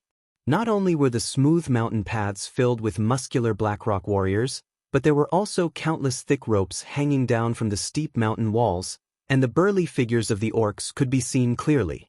It was a real green tide. The sound of crossbows kept coming from the city wall. But the orcs continued to crazily rush towards the city wall despite the barrage of crossbow cannons and falling rocks. An orc's helmet and head were smashed into pieces by a rock, and his burly body fell down. He quickly became a stepping stone for the next orc, and he continued to rush up the city wall along the slope of rocks. An orc's chest was pierced by a javelin, but he still endured the feeling of his life slipping away and threw his battle axe at a human warrior on the city wall. Fierce battles were taking place in every corner of the entire eastern and northern city walls. The final battle had begun. The orcs were attacking Stormwind City, a golden lion that was riddled with scars. But even though it was weak, even though it was no match for the orcs, this lion still opened its sharp claws and gave the invaders the fiercest revenge. Not far away, Orgrim held his famous Hammer of Destruction and stood there in a daze. He saw the humans launch a brave and desperate counterattack against the orcs on the top of the city wall. Then, they were once again drowned by the orcs' green tide. Orgrim squinted his eyes, and he felt a bad omen. It was said that humans had 7 kingdoms, and those dwarves who were only as tall as their knees also had a kingdom. It was also said that there were also some thin and weak elves. If every kingdom resisted as fiercely as this Stormwind, how many of the warriors of the tribes would be able to return alive after repeated battles before conquering the world? Ha! Weak humans are nothing but prey with a little brain. They are no match for the warriors of the tribe. Not far from Orgrim, the great chief Black pointed at the city walls that had fallen into the hands of the Horde and laughed loudly. Orgrim felt that something was wrong. Compared to the human elites he had fought a few days ago, these humans were clearly already injured before they charged at him, even though they seemed to be in a frenzied state of morale. Orgrim even ran to one of the watchtowers and was shocked to find that many of the dead soldiers had broken legs. Jumping off the arrow tower, Orgrim found Black Hand. Great Chieftain, something's not right. The human elites aren't here. Black Hand raised his hardened black hand and pointed in all directions. There were roars and roars everywhere, and the sounds of fighting could be heard everywhere. Obviously, the weak humans are still putting up a resistance. Even if Orgrim didn't want to admit it, it was true. The sounds of fighting could not lie. At this time, An outpost rushed back to report. Reporting to Great Chief, the human defenders are retreating to the west port. But every block of the human city has walls and moats, and the resistance is very fierce. Ha! Stupid humans! Black Hand clutched his stomach and laughed. Orgrim saw from the light of the fire that the humans had turned almost every big house in the city into a stronghold. They had built barricades and ditches at every street entrance, forming small camps. Looking at the fierce resistance, it seemed like they were going to fight the horde in the streets. Fighting in the streets? Seeing this, Orgrim couldn't help but sneer. In the past, the Draenei had the help of the Shining Light, Holy Light, and excellent weapons, but the Draenei still couldn't defend Shotrath City. In urban warfare, where individual strength was the most important, Orgrim didn't think that any race could win against the warriors of the horde. Black Hand laughed maniacally. If the human cities had more defenses like the outer city walls, and they used all their forces to defend the city walls, then the horde might have to pay more sacrifices. But these weak humans are stupid. They actually want to fight in the streets, haha. This time, it wasn't just Orgrim, all the chieftains around Black Hand laughed along with him. Ha! No warrior is a match for the strongest warrior, the Beastman. In urban warfare, the javelins and cannons are useless. The humans are dead. Black Hand waved his huge hand. Attack through the night, we can't let a single human escape. You can take the other spoils of war, but leave the head of the opposing chief to me. Yes. The chiefs of the small and medium-sized tribes were overjoyed. They listened to the order and dispersed, returning to their own tribes to command their troops. Orgrim, lead your people to the port as soon as possible. I don't want to let another human escape. Understood. It would be a lie if the Beastmen weren't tired after days of attacking the city. But the high feeling of conquering the enemy's city made every single Beastman feel invigorated. There was no more discipline, no more cooperation. The Beastmen that remained near Stormwind City came out in full force. They slaughtered their way through every street and alley in Stormwind City. They killed anyone they saw, and if they saw something new, they would take it. Looking at the shiny gold and silver, the Beastmen didn't think much of it. They just felt that it would be nice to melt them and make them into tooth ornaments. But when they saw the superior weapons of the humans, especially the sharp battle axes, the Beastmen would often fight each other to fight over these rare spoils of war. Because this was the moment of victory, and also the blessing of the chief. The rough roars of the Beastmen and the long line of raised torches filled every road and every street of Stormwind City. The sound of reckless footsteps gradually replaced the sounds of fierce fighting. No Beastman cared where the humans went. Perhaps the humans were hiding in those big houses called churches and trembling. On every ugly green face, besides malevolence, there was also brutality and ecstasy that had been suppressed for a long time. Victory. Even though the humans had caused them a lot of trouble, victory was victory.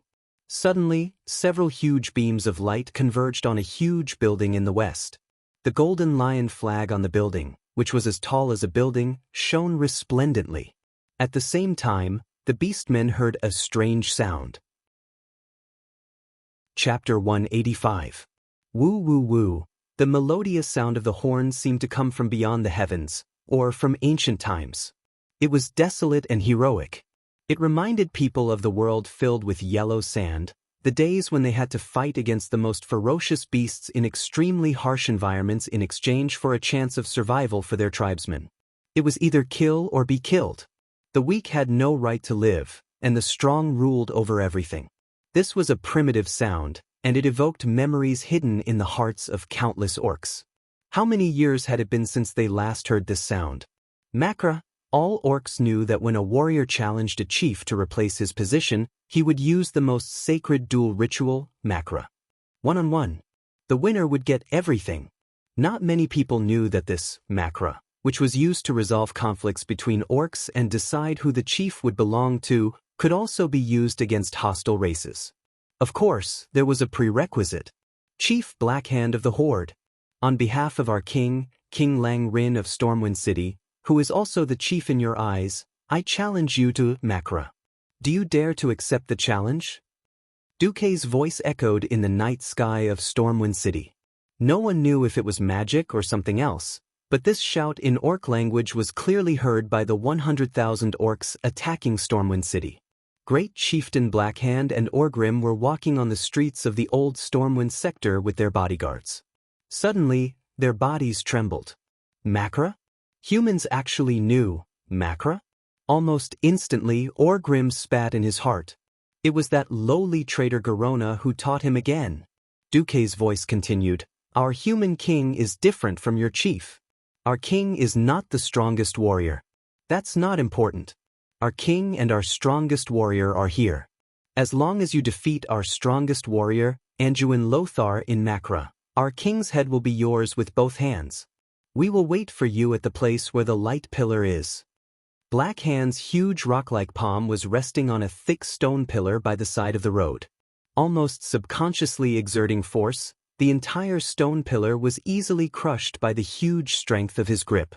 The hard stones exploded like hardened flour, scattering all over the ground. All the orcs' gazes were focused on Blackhand's face. "Great Chieftain?" Orgrim probed. The muscles on Great Chieftain Blackhand's ugly face kept twitching, and thick veins popped up on his face like a dragon's beard. His eyes were bloodshot due to extreme excitement. Blackhand could feel the fire in his body being pumped out from his heart, spreading to every corner of his body, reaching every cell in his body. Haha. Blackhand laughed maniacally. Beastmen never fear challenges. I don't care what Rai, what Andu. Their heads are mine, all mine. Orgrim immediately understood and shouted to the side, "Relay the order of the Great Chieftain. The Great Chieftain has decided to accept the humans, Macra, and forbid any attacks on the humans near the light pillars." The messengers scattered in all directions, and soon, the rough roars of the messengers could be heard everywhere. "The Great Chieftain has accepted the Macra. Forbid any attacks on the humans near the light pillars. Let's go!"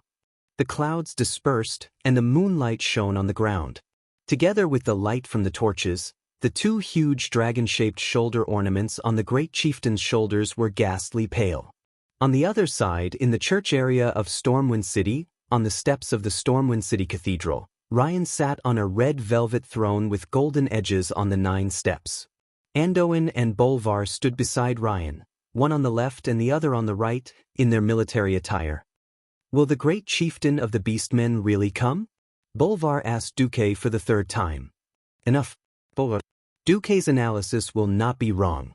The Beastman Chieftain, who is most obsessed with personal merit, will not let go of such an opportunity." Lang gently stopped his loyal minister. Anduin, who was leaning on his sword, looked even more relaxed. "Don't worry, Stormport is not far behind us. The soldiers are all behind us. If the tens of thousands of soldiers are unable to protect our king's safe escape, then we will all commit suicide." Of course, the Beastmen could not find the main force of the humans, because the last 40,000 soldiers and civilians had already gathered quietly near Stormport. There were tens of thousands of people, but they did not make a sound, like a giant beast lurking in the night. Not every soldier knew the arrangements of the higher-ups. They were only informed that there would be special means to arrange for their evacuation. As for what special means, no one knew. Many people stared at the large pile of hay at the port in a daze. The last ship had left in the afternoon. The soldiers scratched their heads and could not figure out how to evacuate. Fortunately, since they had been ordered to bring up the rear, the soldiers were mentally prepared to fight to the death. However, the open space from the church area to the port was really not conducive for humans. Moreover, the soldiers did not have any heavy weapons on hand. If they fought with the Beastmen here, it would be a one-sided massacre. The commander of the Griffin Legion, Tom Simois, who had met Duke once before, still did his best to place the shield-wielding heavy infantry and spearmen against the sea, setting up a formation in the direction of Stormwind City. "If the Beastmen rush here, we can at least hold on for a while," General Seamus muttered to himself. When he heard that the plan was proposed by Duque, Seamus did not know why, but he kept thinking of the legendary master of Duque who fought against the Beastmen at the Red Ridge Mountains. That kind of spirit of 1 against 10,000, of taking the head of the enemy's general amidst thousands of men and horses, still deeply shocked his heart. Woo woo. A long horn sounded in the east of Storm City. Lang, Andoin, and Bolvar all looked up at Duque at the same time. A faint smile appeared at the corner of Duque's mouth. Chief Blackhand has accepted your challenge. Lothar. A smile also appeared on Lothar's enchanting face. He and Lang looked at each other. Lang nodded heavily. Go. Andoin. My life and the future of Stormwind are in your hands. Lothar bowed deeply and then turned to Duque. Sigh, sometimes I really admire you. You have mastered the Orc language and their customs in such a short time. I have learned from Ji, that assassin for so long, but I only know a few words in the Orc language. Duque smiled mischievously. I found a large number of Orc books in Karazhan. I have read a lot, I will not lie to you. There were no books about Orcs in Karazhan at all. Duque was completely lying. Lothar did not know. All right, I will rely on you for the translation later. Chapter 186. The once peaceful and tranquil Stormwind City had now become hell. Deer antlers were everywhere, and trenches were everywhere.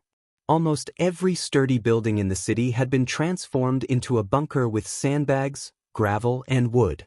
The soldiers who acted as suicide squads used all sorts of methods to attack the invaders. The javelin throwers hid behind a window on the third floor, continuously shooting at the attacking beastmen. In the beastman army advancing along the main road, there were beastmen who were shot and fell to the ground. But the beastman soldiers did not care, and only continued to attack fiercely.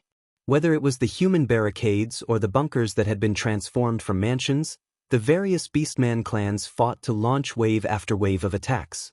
The green tide flooded one position after another. First was the capital of the Dreenii, Shotrath City, then the human Stormwind City. Which city would it be next? The beastman soldiers did not think too much about it. The sense of pride and glory from conquering the enemy's capital had long made the beastmen lose their minds. Most of Stormwind City had already fallen into the flames of war, but the human positions were layered like a woman's dress. Every time they tore apart a position, they would see the next one. They did not even have time to plant the clan's flag. A human position that was responsible for providing cover would definitely throw a rain of javelins. That kind of mutual cover, like an endless line of fortifications, gave the attacking beastman commanders a headache. The bloodletting of the tribes was unknowingly expanding. Just as the battles in every area were extremely fierce, a huge and silent army came straight to the Stormwind City Church District. Over here, with the huge and beautiful Stormwind City Cathedral behind them, nearly 1,000 royal guards stood with swords in hand, waiting in formation. Over there, the great chief beastman guards, who were more burly than normal beastmen, with an average height of nearly 3 meters, came forward with great chief Blackhand and Orgrim. These elite beastman guards wore thick black leather armor that covered almost their entire bodies. They wore ferocious shoulder guards that towered into the sky with sharp bone spikes. On their heads were full iron-horned helmets that were meticulously made by the best beastman laborers. In one hand, they carried a huge battle axe that they had collected from the humans. In the eyes of these humans, the huge battle axe that required 2 hands to lift was just a one-handed axe in the hands of the elite beastman guards. Lang narrowed his eyes. The green crowd parted to the left and right like a tidal wave. Great Chief Blackhand, who was over 3.5 meters tall, walked forward with Orgrim, who was holding the hammer of destruction. Stepping on the green bricks of the church district, the bricks under the great chief's feet groaned under his heavy weight with every step he took. Blackhand stopped 30 meters away from the stairs. Its eyes that were larger than a bull's eyes scanned the humans from left to right. His gaze easily locked onto King Lang, who was wearing a golden helmet and golden armor and was extremely flashy. I am the great chief of the tribe, Blackhand. Are you the great chief of the human storm clan? Blackhand's booming voice shook everyone's eardrums. Naturally, Blackhand spoke in the Orc language. Lang, Lothar, and the others all tilted their heads to look at the translator, Duque. This guy is the Orc chieftain Blackhand. He's asking about your identity, your majesty, Duque replied politely. Tell him, Lang said. Duque bowed slightly and turned to Black Hand. With his left palm facing up, he made an introduction gesture and said in the orc language, Black Hand. In front of you is the Honorable King of Stormwind, Lang Lin. He is a distant descendant of Thoradin the Great, the only human empire from 1,000 years ago. He is now the leader of the Alliance of the Seven Human Kingdoms. Duque's translator had gone off topic on purpose. No one in the tribe knew the human language, and no one in Stormwind City knew the orc language. It was just a matter of a few words from Duque. Duque's tone was no different from the introduction of the ceremonial officer. No one realized that Duque was about to do something bad. Duque then pointed at Lothar. And this is the direct descendant of Thoradin the Great, the strongest human warrior, Sir Anduin Lothar. Seeing Duque introduce himself, Lothar stood at attention, unsheathed his sword, and held it vertically in front of his chest. Black Hand was a simple-minded guy. He blinked, pointed at Lang, and replied in a booming voice, You mean, Lang is not only the chieftain of this clan, but also the chieftain of the 7 clans? Duque quickly repeated Black Hand's words. Reply to him. Use a more dignified tone, Lang said softly. Duque used a chicken feather as a token of authority. Black Hand. His Majesty takes pity on your low brain capacity. Well, anyway, you simple-minded guys can't tell the difference between a clan and a kingdom. Suit yourself. If you think His Majesty Lang Lin is the chieftain, that's fine too.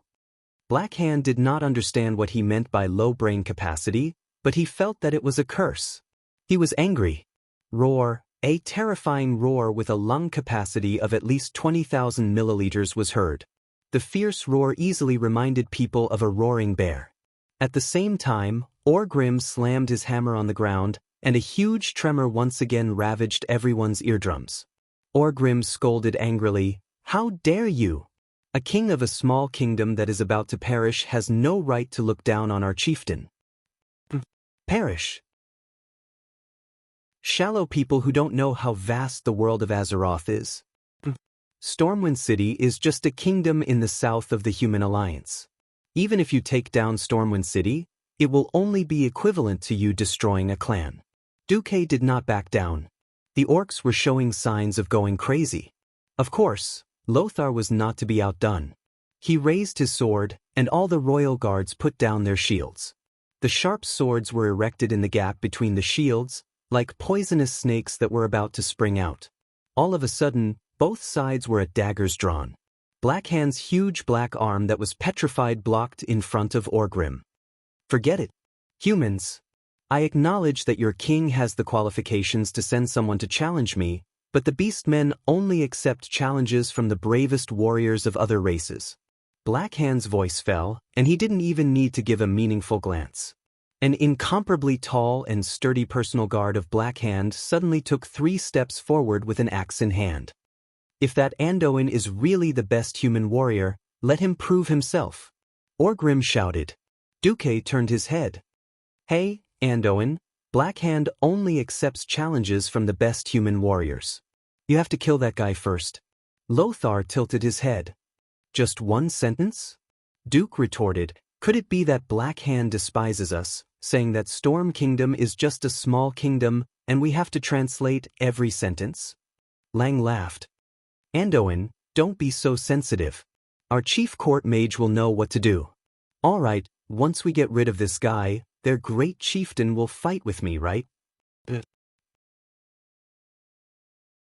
Chapter 187. Lothar leisurely walked down the stairs.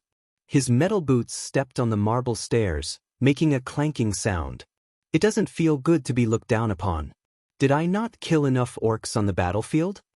Lothar mocked himself as he walked. Later, you can hold Black Hand's head and look down on the orcs. Duque was the one who orchestrated all of this.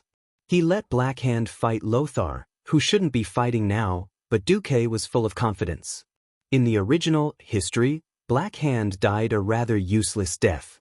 After Orgrim used torture to get the location of the Shadow Council, Orgrim decisively challenged Makra, under the witness of thousands of orcs. In that duel, Black Hand had the absolute upper hand. The huge rock hand completely ignored Orgrim's hammer and easily beat Orgrim up. However, the cunning Orgrim suddenly made his move. During the duel, he suddenly looked behind Black Hand in shock as if he saw Gul'dan. His mouth also seemed to say, Gul'dan. Black Hand, who was all brawn and no brains, actually believed it. That moment of distraction immediately gave Orgrim the chance to smash his head with his hammer. The great chief Black Hand might be really powerful, but Black Hand was a brainless child.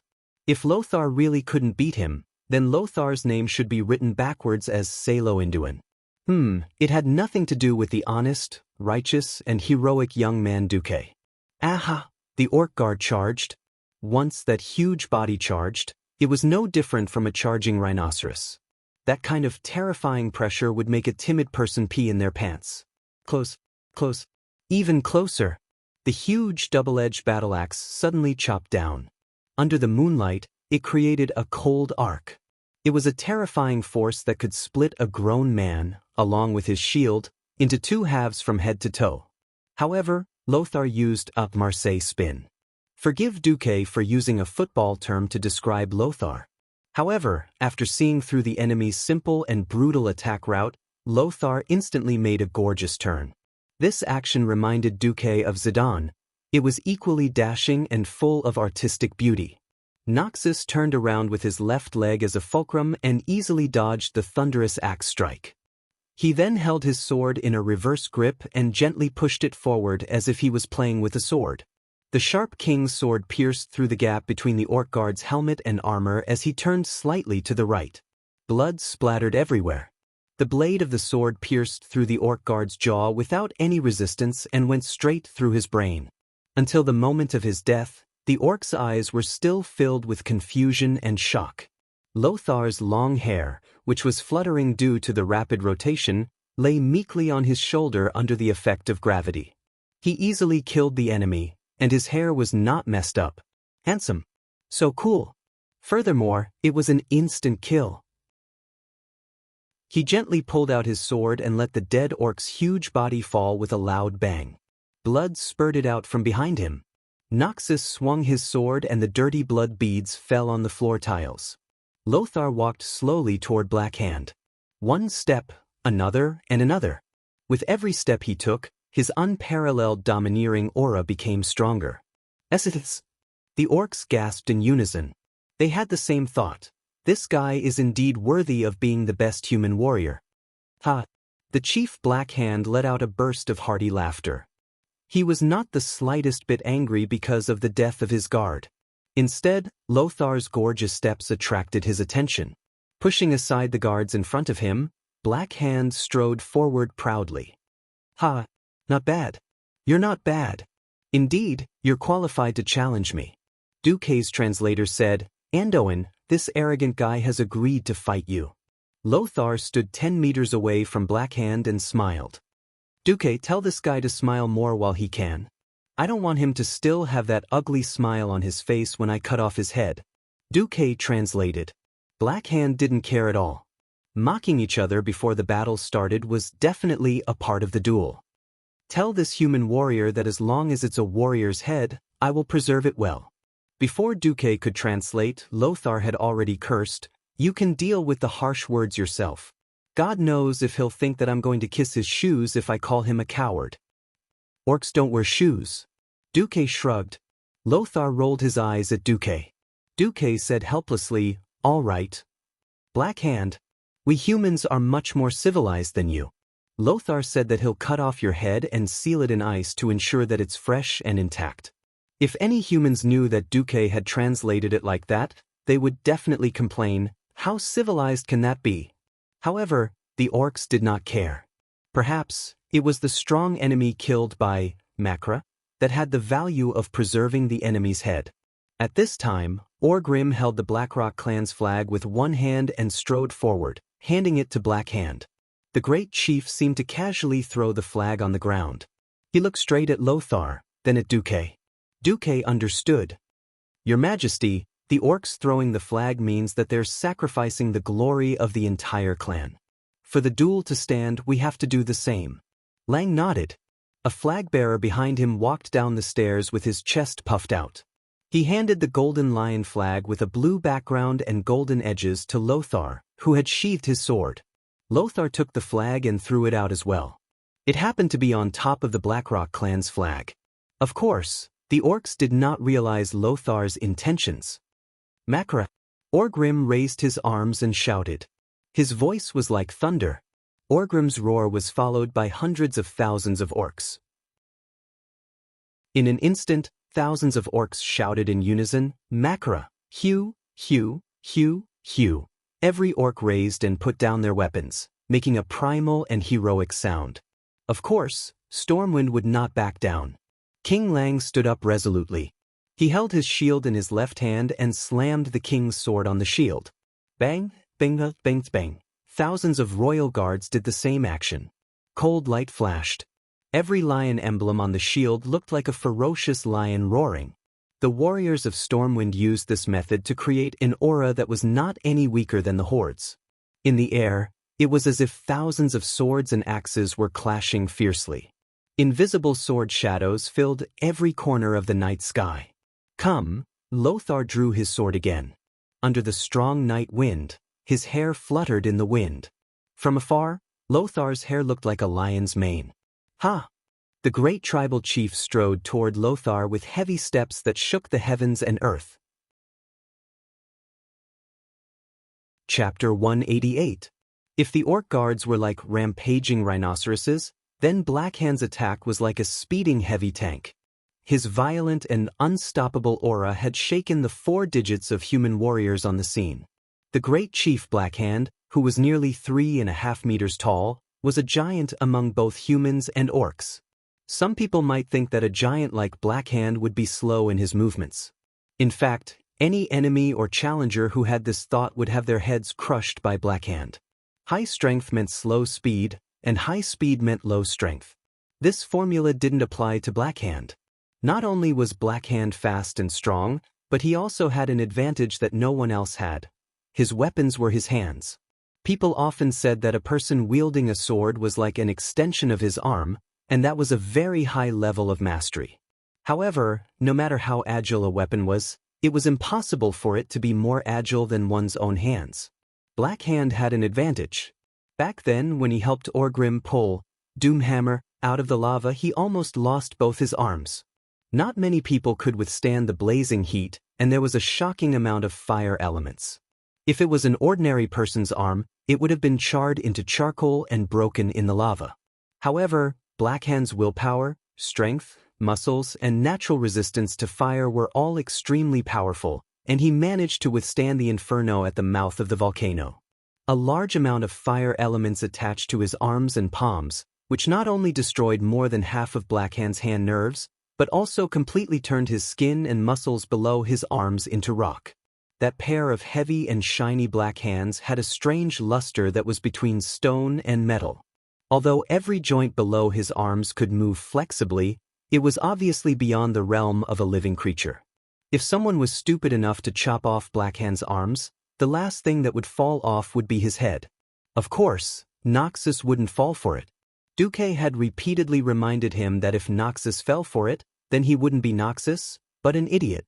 Noxus also dashed toward Blackhand with small steps.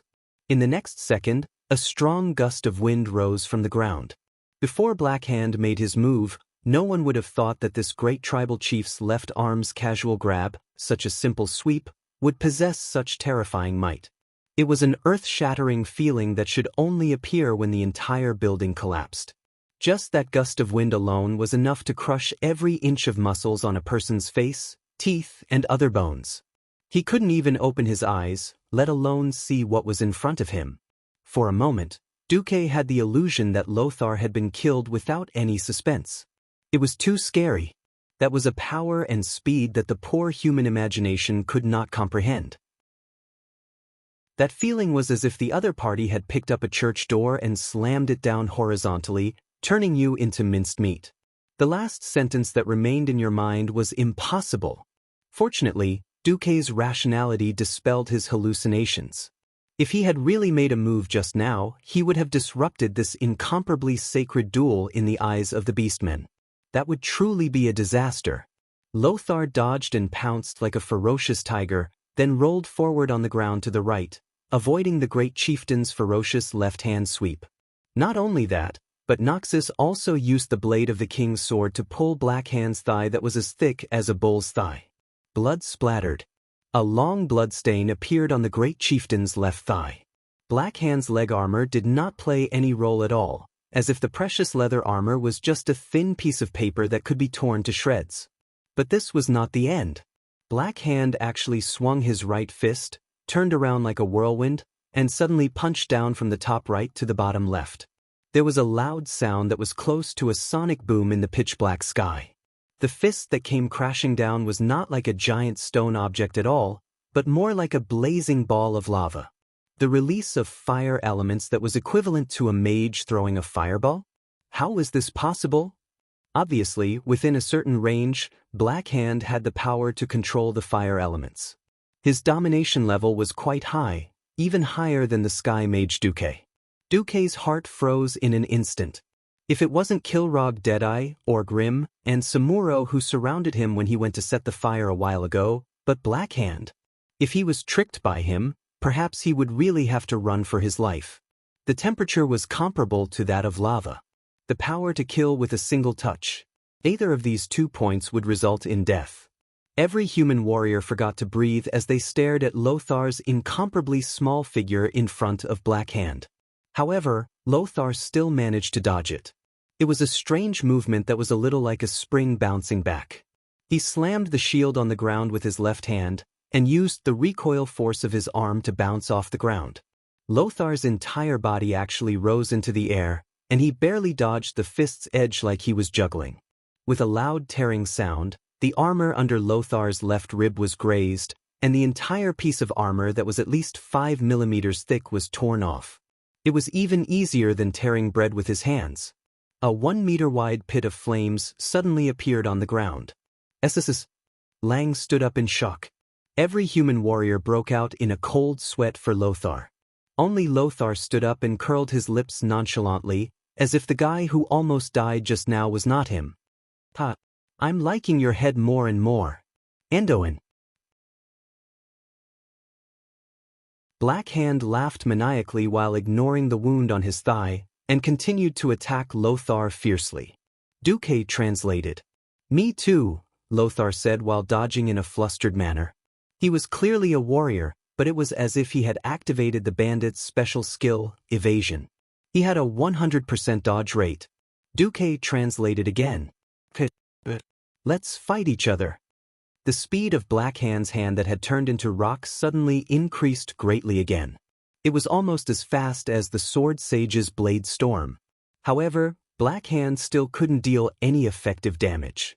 It was impossible for Lothar to dodge every attack. However, as he took quick and accurate steps, he danced the epic-ranked shield on his left arm.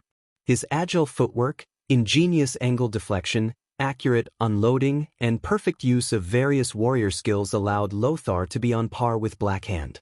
No, that's not right. Because Blackhand's attacks were more extensive, Lothar's ghostly attacks left more than 10 wounds of varying depths on Blackhand.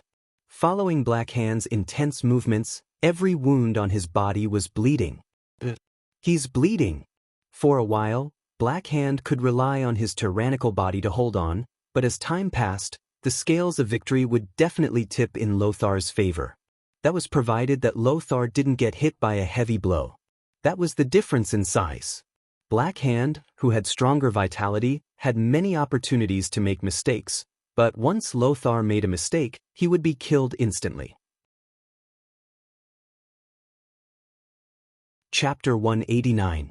The boorish roars of the orcs and the uniform sound of the humans hitting their shields echoed throughout Stormwind City.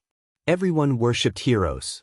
Even in a large-scale battle where individual strength was becoming weaker and weaker, this bloody and heroic battle still stimulated the adrenal glands of every spectator, causing them to secrete a substance called fanaticism. Only the true masters could see that the scales of victory were still slowly tilting towards the humans. Orgrim was anxious. The great chief, Blackhand, must die, but not by the hands of a human. In a one-on-one duel to the death, How could the valiant orc chief die in the hands of a weak human? That would be a humiliation for all orcs in the tribe.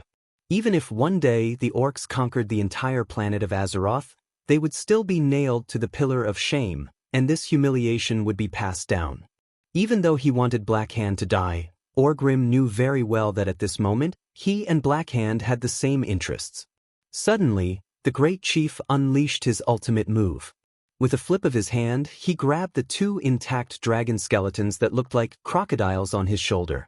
The next moment, Blackhand threw the two skeletons out. In less than 1/100th of a second, the skeletons that were made up of hundreds of joints exploded.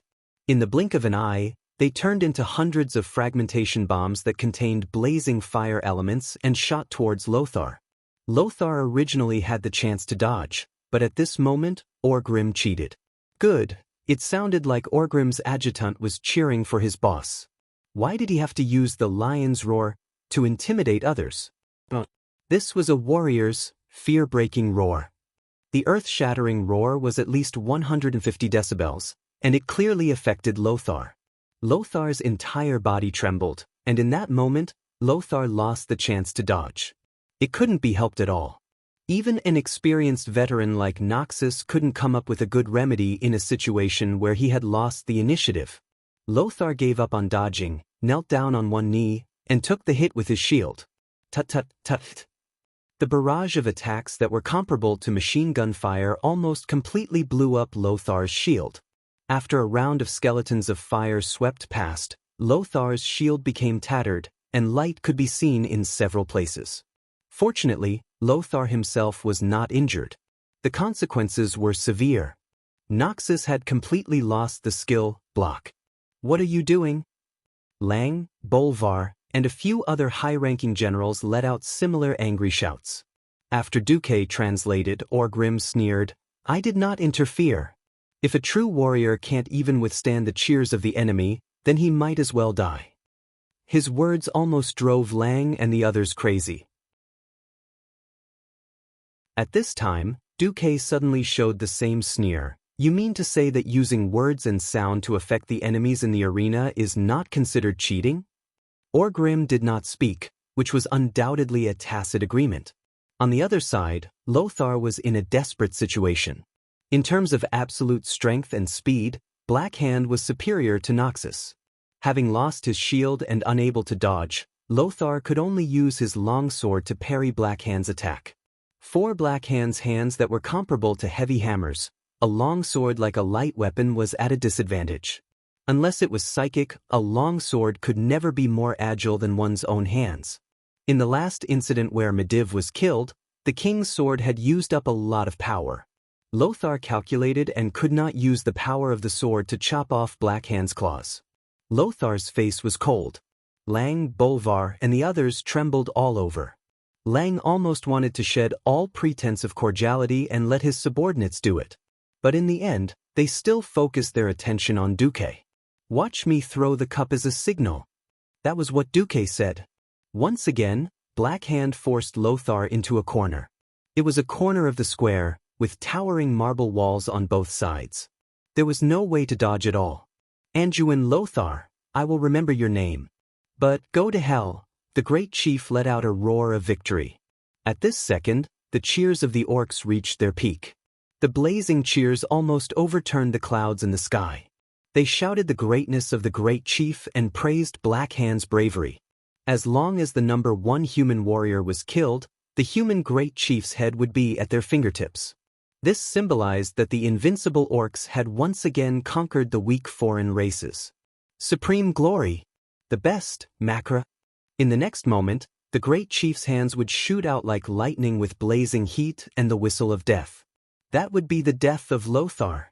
Macra's failure.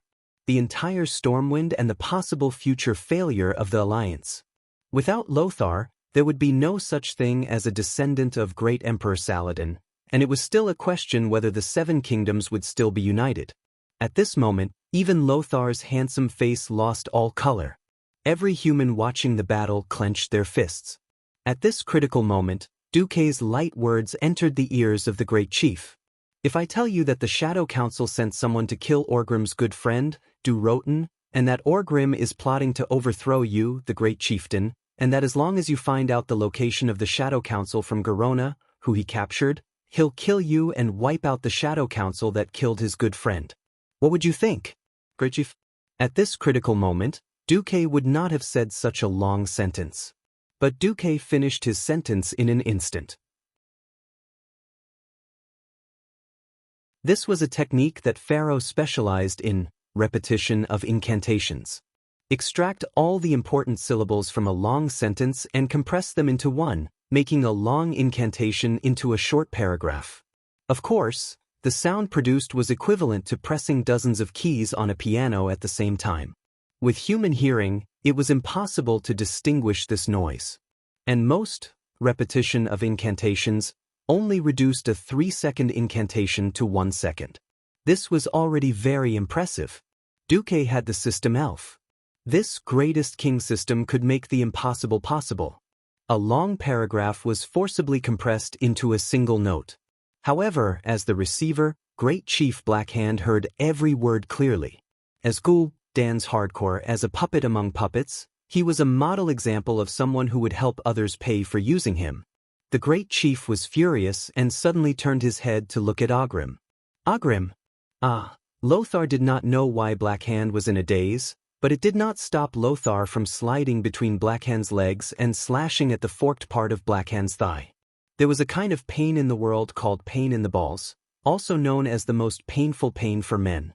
Blackhand could not control his body at all and bent over in pain. In the next second, seeing that there was no time to lose, Lothar beautifully pierced through Blackhand's chest from behind. The dignified king's sword was once again used as a backstab, the sharp blade piercing through Blackhand's chest. But Blackhand did not care. He pointed at Ogrim and let out the last roar of his life, "You traitor!"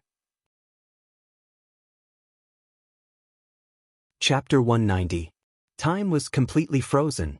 Just a moment ago, the Great Chief was still having a smooth journey. Countless beastmen were cheering for the Great Chief's victory. The enthusiastic cheers almost shot up into the starry sky. On the other hand, everyone on the human side was sweating profusely. They couldn't wait to attack and kill the monstrous Great Chief who was about to kill their great hero, Anduin Lothar, on the spot. The next moment, the plot took a 180-degree turn. Lothar, who was supposed to be killed, miraculously turned the tables. First, he taught Blackhand a lesson with a sword that hurt to see, then followed up with a beautiful backstab. Everyone could see that the Great Chief was about to die. In this duel, Lothar had the last laugh. A few seconds later, the beastmen who seemed to have been choked by the neck suddenly became even more restless. No, this was no longer a restless, this was a complete riot. At first, none of the beastmen could accept the Great Chief's death. Why did the great and invincible Great Chieftain die at the hands of a weak human? Even if this human looked very agile, courageous, and heroic. Because of their blind worship of the Great Chief, none of the beastmen could accept it.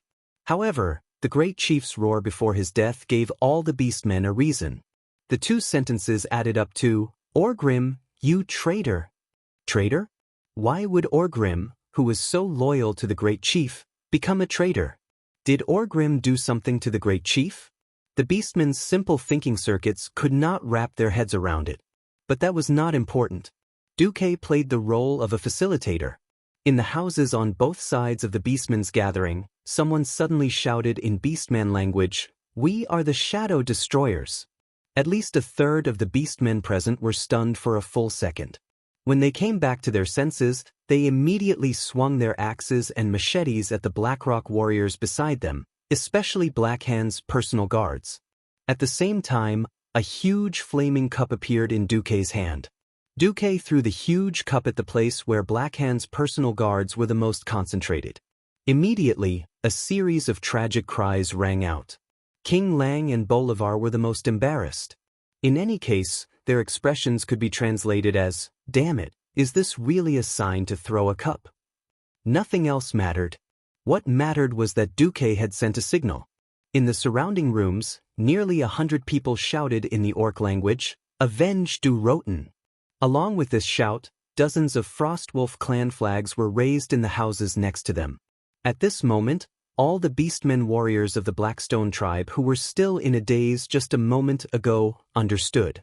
Why did the great chief lose? This must be Orgrim's doing. Everyone knew that Orgrim and the Frostwolf tribe's chieftain Durotan were sworn brothers who had gone through fire and water together. However, after passing through the door of darkness and arriving in this world, Durotan was exiled by his entire tribe because he opposed Ghoul Den. From the looks of it, Durotan should be dead. This would explain why Orgrim would betray the great chief. It was because Orgrim wanted to take revenge for his best friend. Therefore, the warriors of the Blackrock clan were enraged. Orgrim, you traitor! Have you forgotten the great chief's kindness? Orgrim, have you forgotten that the great chief sacrificed his own hands to help you fish up Doomhammer? Orgrim, you are not worthy of being a great beast man.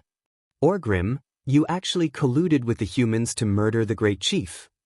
The angry roar reached the sky, and it could be heard clearly from a few blocks away. This time, not only the Blackrock clan, but even the other clans who were looting and burning heard it. Orgrim was completely dumbfounded. His mind was filled with question marks. The matter of rebellion was an absolute secret. How did the humans know about the slogan of treason? How did the humans know that I betrayed because of Durotan's death? What method did the humans use to make the great chief think that he was the traitor in a duel? Orgrim's thoughts were in a mess. He was indeed prepared to rebel, but it was a beastman uprising. As long as he killed the Black Hand in the sacred Makra, no matter how dissatisfied the other clans were, Orgrim would still be a legal rebel. As long as he became the great chief, he could reasonably accuse Ghoul Dan of using demonic methods to poison the beastmen and wipe out the Shadow Council. The secret code of "We are the Shadow Destroyers" was only used after he became the great chief to suppress any Blackrock clan beastmen who disobeyed his orders. However, everything was a mess now. The great chief died under the swords of the humans in Makra because of his betrayal. His subordinates also decisively attacked the Black Hand's personal guards because of the secret code. The Frostwolf clan's flag pushed him and his subordinates to the opposite side of the entire clan. What is going on? Orgrim only felt that there was an invisible evil hand hiding behind him and viciously attacking him. Even if it wasn't sh*T, it would still be sh*T. There was no way he could explain it clearly. At this time, Duque shouted righteously in the Beastman language, "I don't know what the hell you Beastmen are doing, but the winner of Makra is our Anduin Lothar." It would have been better if Duque did not shout, but once he did, Orgrim actually felt a telepathic connection. This was an intuition that surpassed his rationality. Orgrim instinctively felt that this powerful and sinister young human mage, Duque, was the culprit of everything. Duque stopped him from attacking Storm Fortress. Duque burned down half of the elven forest, forcing the horde to split up their forces. It was this Duke again, the mastermind behind this strange Makra, from the beginning to the end. "Of course you have to remember me, because I will become your nightmare." Duque's words echoed in Orgrim's ears. Looking at the mysterious smile on Duque's face, Orgrim was certain that everything was King Duque's doing. Duke Marcus. Orgrim finally remembered Duque's name. As an old enemy. Using hatred as a mark. But so what? Orgrim raised Hammer of Destruction and wanted to rush forward, but he realized that he was being attacked by two highly skilled Black Hand's personal guard captains. He would not be able to rush forward until he got rid of them. On the other side, Noxus had successfully cut off Black Hand's giant head. He held the head in one hand and rushed over with his sword in the other. Bolvar covered Lang and quickly retreated to Storm Harbor. Noxus' face was filled with endless joy. Did it work? Let's go.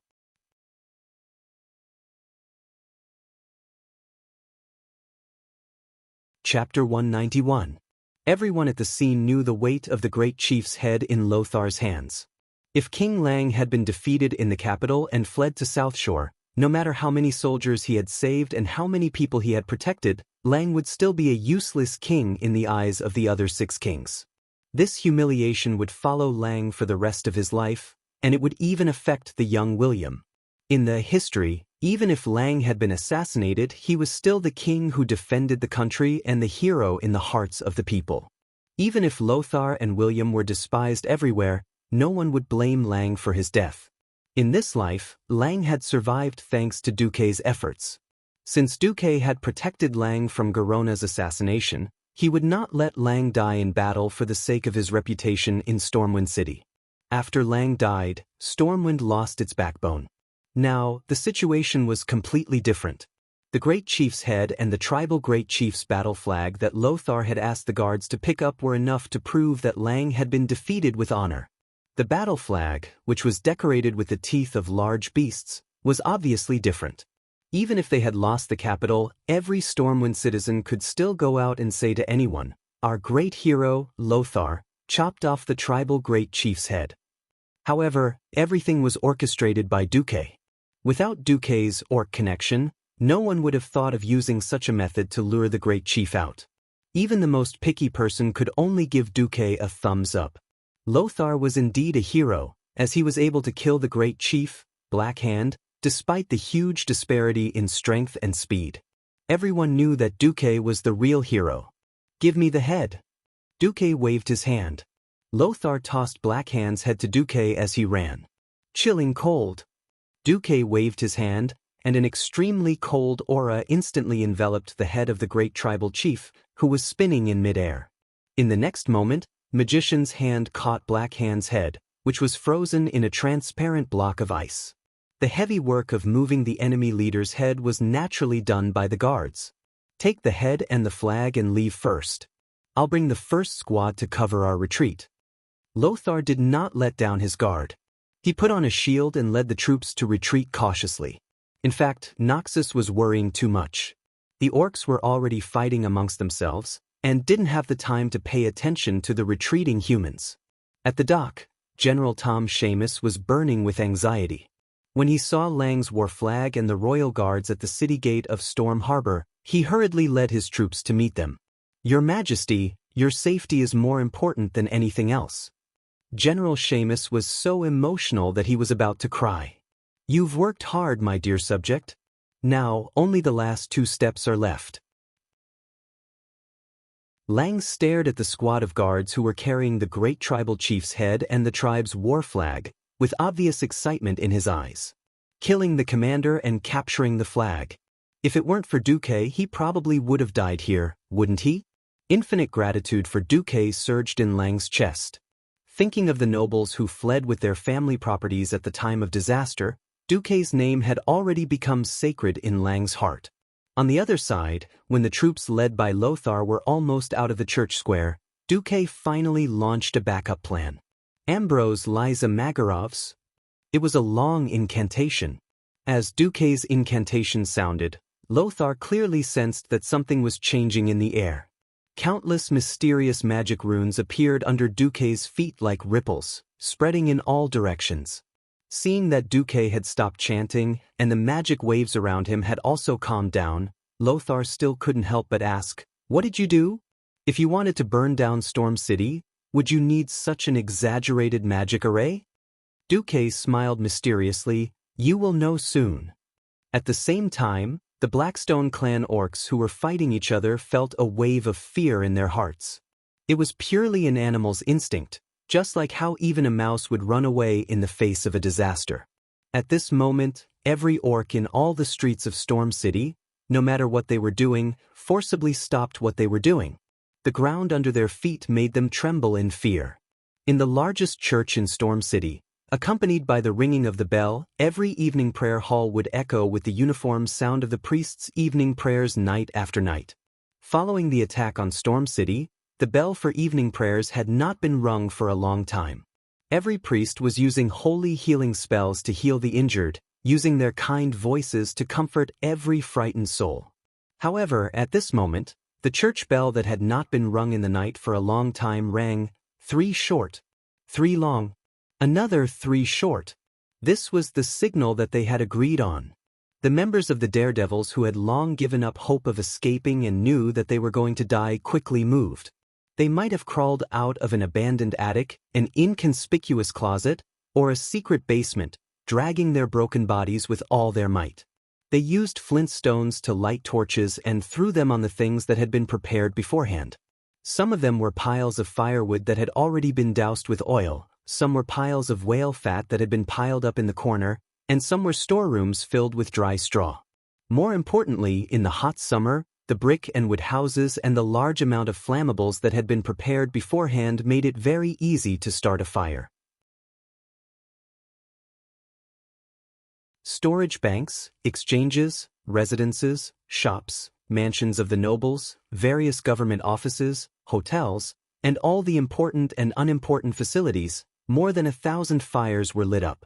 In the beginning, the orcs who had already dispersed did not care about the fire. Burning, killing, and looting were absolutely common for any big city that had fallen. A few years ago, when the orcs had taken over Shotrath City, they had done the same thing to the Drenii city. And the orcs were not interested in human houses at all. They preferred their own tents. The orcs did not even think of running out to take a look, let alone putting out the fire. But soon they found that they were wrong. The fire was out of control. A fear that they had experienced not long ago surged in their hearts again.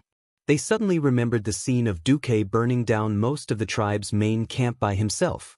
That blazing fire, which could be called the flames of hell, caused the deaths of over 10,000 orcs. They began to run out, trying to use all kinds of methods to put out the fire, but it was too late. The fire had already spread unscrupulously everywhere. One block after another was easily swallowed by the raging fire. In the narrow streets, they could not find a place to hide from the fire. They could only run to the wide square or jump into the moat that covered the whole of Storm City. They watched in shock as pillars of fire shot into the sky one after another. Chapter 192. The area of fire grew wider and wider. Looking down from the black sky, one would find that the entire city seemed to have been flooded. It was a torrent of raging flames. Beep, beep, blah. Low houses, towering mansions, huge warehouses, and countless other houses that had been burned through collapsed one after another. Along with the continuous rumbling, countless orcs who could not dodge in time were crushed to death by the brick and wood houses in the narrow streets. Fire. The streets and main roads had already been sealed off by the raging flames. At almost every important intersection, there were 2 large houses that had collapsed. The enormous burning towers just happened to block every path of escape.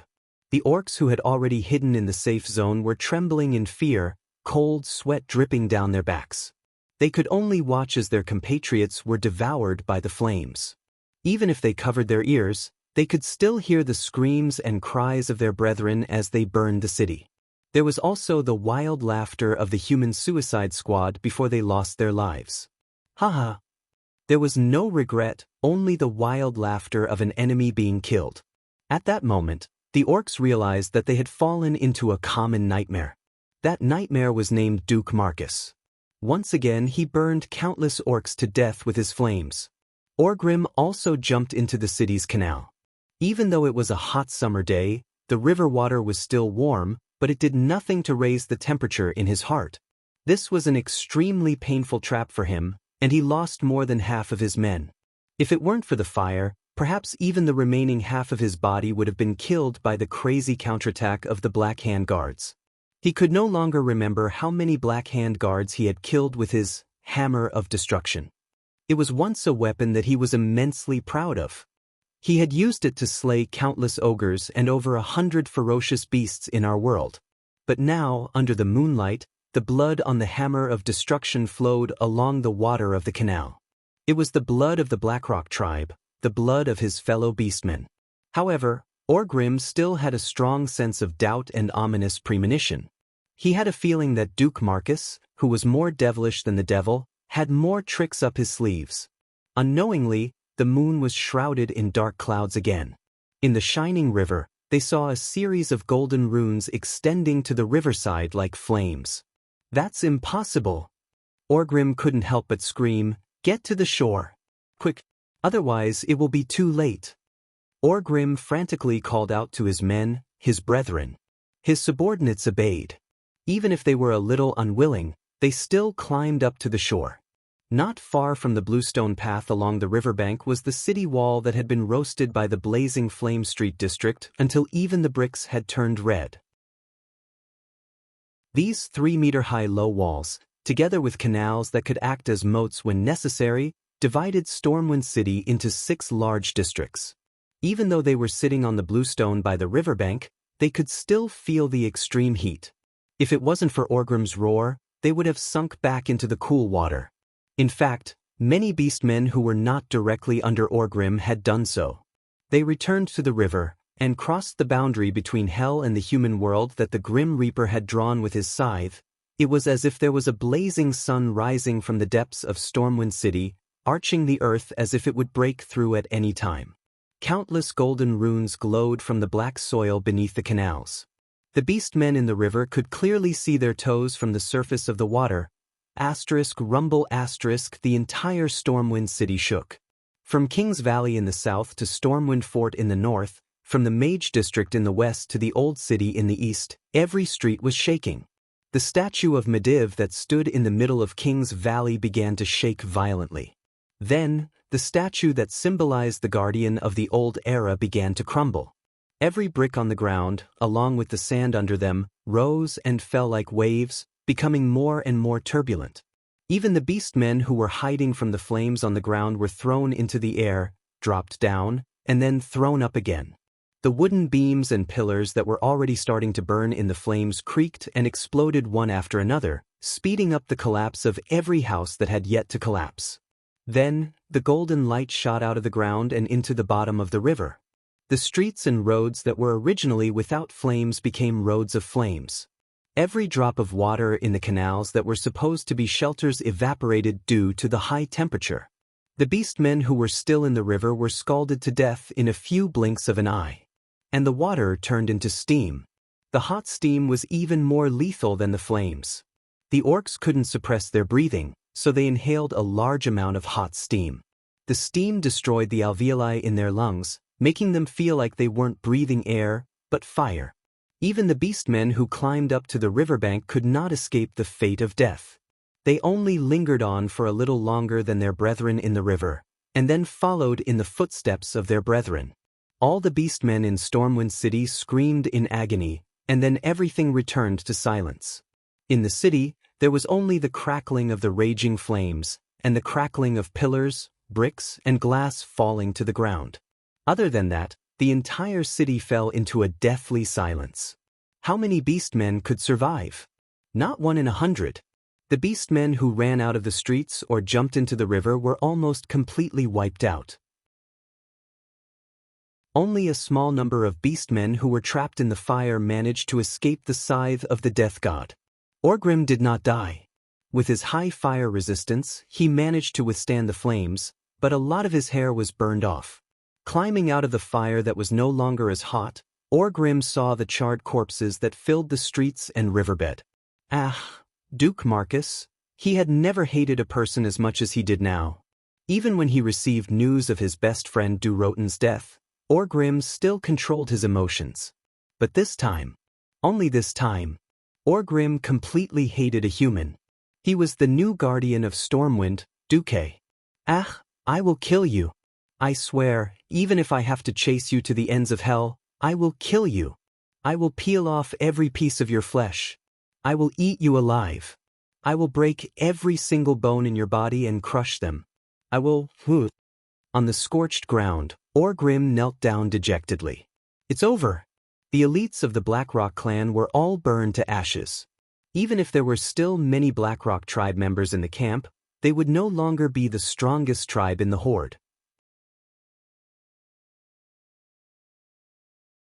Chapter 193. In Stormwind Port, separated by a city wall, tens of thousands of Stormwind Kingdom's elite soldiers witnessed the last scene of their beloved city. Flames rose from the ground and soared into the sky. The flames could be clearly seen from dozens of kilometers away. The fire lit up the entire night sky. Perhaps, from today onwards, Stormwind City would be known as Flame City. This is... Lang couldn't help but ask as he watched Duque return under the escort of Lothar and his elite soldiers. This was definitely not something that could be achieved by ordinary arson. If he had to use a word to describe it, it would be purgatory. Duque wiped the sweat off his forehead with the towel that Windsor handed him. This is the magical defense system that Medivh left behind. His original plan was to set up a magical formation similar to the firewall spell in every canal. This was to prevent enemies from invading and destroying all the streets at once. But I changed it a little. Changed? Of course, Lang knew about the division of the different districts. Why were there canals and walls separating the districts of Stormwind City? It was so that they could resist. In fact, there were secret tunnels between the districts so that even if parts of the districts were conquered, they could still use the secret tunnels to take back territory. Yes, I ordered the Suicide Squad to set the entire city on fire and block the streets to drive all the orcs into the rivers. Then, Duque didn't finish his sentence. Everyone present was smart. They immediately realized that this was a chain reaction. By driving the orcs away, they would gather them together and then exploit the enemy's psychological blind spots to turn the safest place into a real death zone. No one would have thought that the canals that could avoid being burned to death were the real killer moves. Suddenly, everyone felt lucky that Duque was one of them. Killing the great chief of the Horde and burning 100,000 of the Horde's soldiers with a fire. This glorious achievement easily made the soldiers cheer. The cheers didn't last long. It was simple. Everyone's heart was still heavy. Tens of thousands of soldiers gathered at the Stormwind port. The huge square of the port became extremely crowded because there were as many as 50,000 people. In order to avoid being outflanked by the Horde, the goblins had detonated the explosives on the cliff closest to Storm Harbor. However, once the fire was extinguished, if the Horde attacked again, these 50,000 people would have nowhere to run. These were not ordinary recruits. Perhaps many of them were from the militia or local garrisons. The real regular army only made up about 60% of them. But they had one thing in common. These 50,000 people were all veterans who had experienced more than one war with the orcs. It was not an exaggeration to say that these 50,000 people were the essence of Stormwind. The surging seawater lost all its momentum and quietly and obediently crawled in front of Duque, in a frozen state. The large area of the sea opposite the dock was completely frozen by Duque's cold air. Rapid avalanche? No, this was no longer just a simple, rapid avalanche. The ice shield on Duque's body expanded almost endlessly, and all the seawater that entered the cold shield was instantly frozen. At the same time, the ice tornado that kept spinning in the shield was like a grinder, grinding away all the ice spikes and icicles that were higher than the horizon. The crackling sound of ice shards grinding against each other could be heard continuously. As Duque walked out step by step, a huge floating ice that was getting bigger and bigger appeared in the sight of the 50,000 soldiers. It was a huge floating ice that was like an iceberg. The side of the dock was rectangular, and the floating ice near this side was at least 300 meters wide. And as Duque walked out step by step, the surface area of this huge floating ice continued to expand. From afar, it looked like an incomparably huge ice ship. What 3-masted sailboats or 5-masted sailboats? In front of this gigantic floating ice ship, they were simply too weak. Even the aircraft carrier that Duque had before he transmigrated was just a tiny dot in front of this huge ice ship.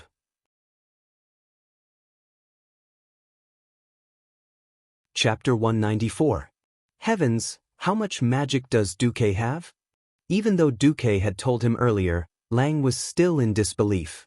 Beside Lang, the last Morning Star court mage heaved a long sigh. Your Majesty, if it were me, I might only be able to support half the area. Lang, Anduin, and Bolvar were visibly moved. Did this mean that Duque's magic far surpassed the standard of an average Morning Star mage? On the shore, everyone sucked in a breath of cold air. Looking at this huge piece of floating ice, everyone knew that this was the ark that would take them away. However, what if they stood on it for too long? Would they freeze to death? It was summer, and while it was great to play with the ice, The cold air it emitted made people cower. Everyone move aside. Windsor was already instructing Duque's private soldiers to work. A large number of people swarmed forward, spreading the large amount of hay that had been piled on the pier onto the ice. Not only did the hay block the cold air, it also prevented people from slipping on it. Apart from the hay, there was even a fence to prevent people from slipping out. The elite soldiers of the Storm Kingdom were completely dumbfounded by what they saw. Was this even possible? Ugh, it was indeed impressive and magical. Duque walked more than 500 meters, and after extending the ice to 600 meters, he stopped. Looking at the pile of incomparably dim magical gems in his hands that had lost their magical glow, Duque could not help but laugh bitterly. If any of these high-grade magical gems were to flow out, it would attract the Dalajan's pharaoh, who were usually high and mighty, to come running over and snatch them like dogs. Any two of them could buy the loyalty of a sky mage. If the magical gems used tonight were used to bribe people, this would be the price of a morning star mage. Yes, Kel, Fized, who would become a great lich in the future and rely on the filthy demon king, was at this level. However, they had all been used by Duque to toy with. Duque did not feel that it was a pity. Human lives could never be measured with money. Leaving behind 50,000 elites was enough to have a major impact on the entire situation. Old Mai, you've worked hard to protect Stormwind all your life. Now that I've used your fortune to save so many people, you should thank me properly. Of course, Duque didn't have that much mana, but after he used up the mana gems that Medivh had left in Karazhan, he managed to accomplish this miracle. In order to prevent the ice from cracking, Duque used his unparalleled magic control to separate the ice into 3 layers. The top layer carried passengers, while the middle and lower layers were used to support the passengers. Finally stopping, Duque waved from afar and shouted, "Everyone, come up." In the hazy night, the light blue light flickered, contrasting with the blood and flames that dyed Stormwind City red, forming a very magical, very unique and strange landscape. The cold air began to condense, and the light reflected from the surface of the ice formed an illusory scene. The magical beauty of the huge ice ship made everyone forget the sense of loss of the capital for a moment, and put their minds into this surreal dream. The 50,000 troops, under the command of various commanders, walked along the dock and boarded the ice ship in an orderly manner. The air rippled with the sound of whispers. Of course, the biggest topic of discussion was how they were going to move the huge ice ship. Is Duque going to create a few giant sails out of thin air? How is he going to control it? Lang asked Anduin softly. How would I know? Lothar rolled his eyes. Back then, Duque had suggested using the ice ship to transport the soldiers away during the secret discussion, which sounded very noble. But in reality, when it came down to it, no one had ever studied how to move such a huge ice ship. The senior executives only knew that without the last 50,000 elite troops, they wouldn't even be able to stall for time. If Duque could save all of them, it would be a waste of time. Even if the orc army was burned to ashes, Clayan and the others thought that they would just have to make a few more trips to transport as many as they could. They agreed to Duque's plan purely because there was no better way. Out of trust in Duque, no one asked carefully about the details. Then, they ushered in the moment of a miracle. Duque took out a peculiar conch that was engraved with runes and blew into it. More than 10 seconds later, thousands of bubbles appeared on the surface of the sea. A group of something was emerging from the bottom of the sea. Even though everyone was mentally prepared, they were relieved when they saw the hilarious and huge eyeballs.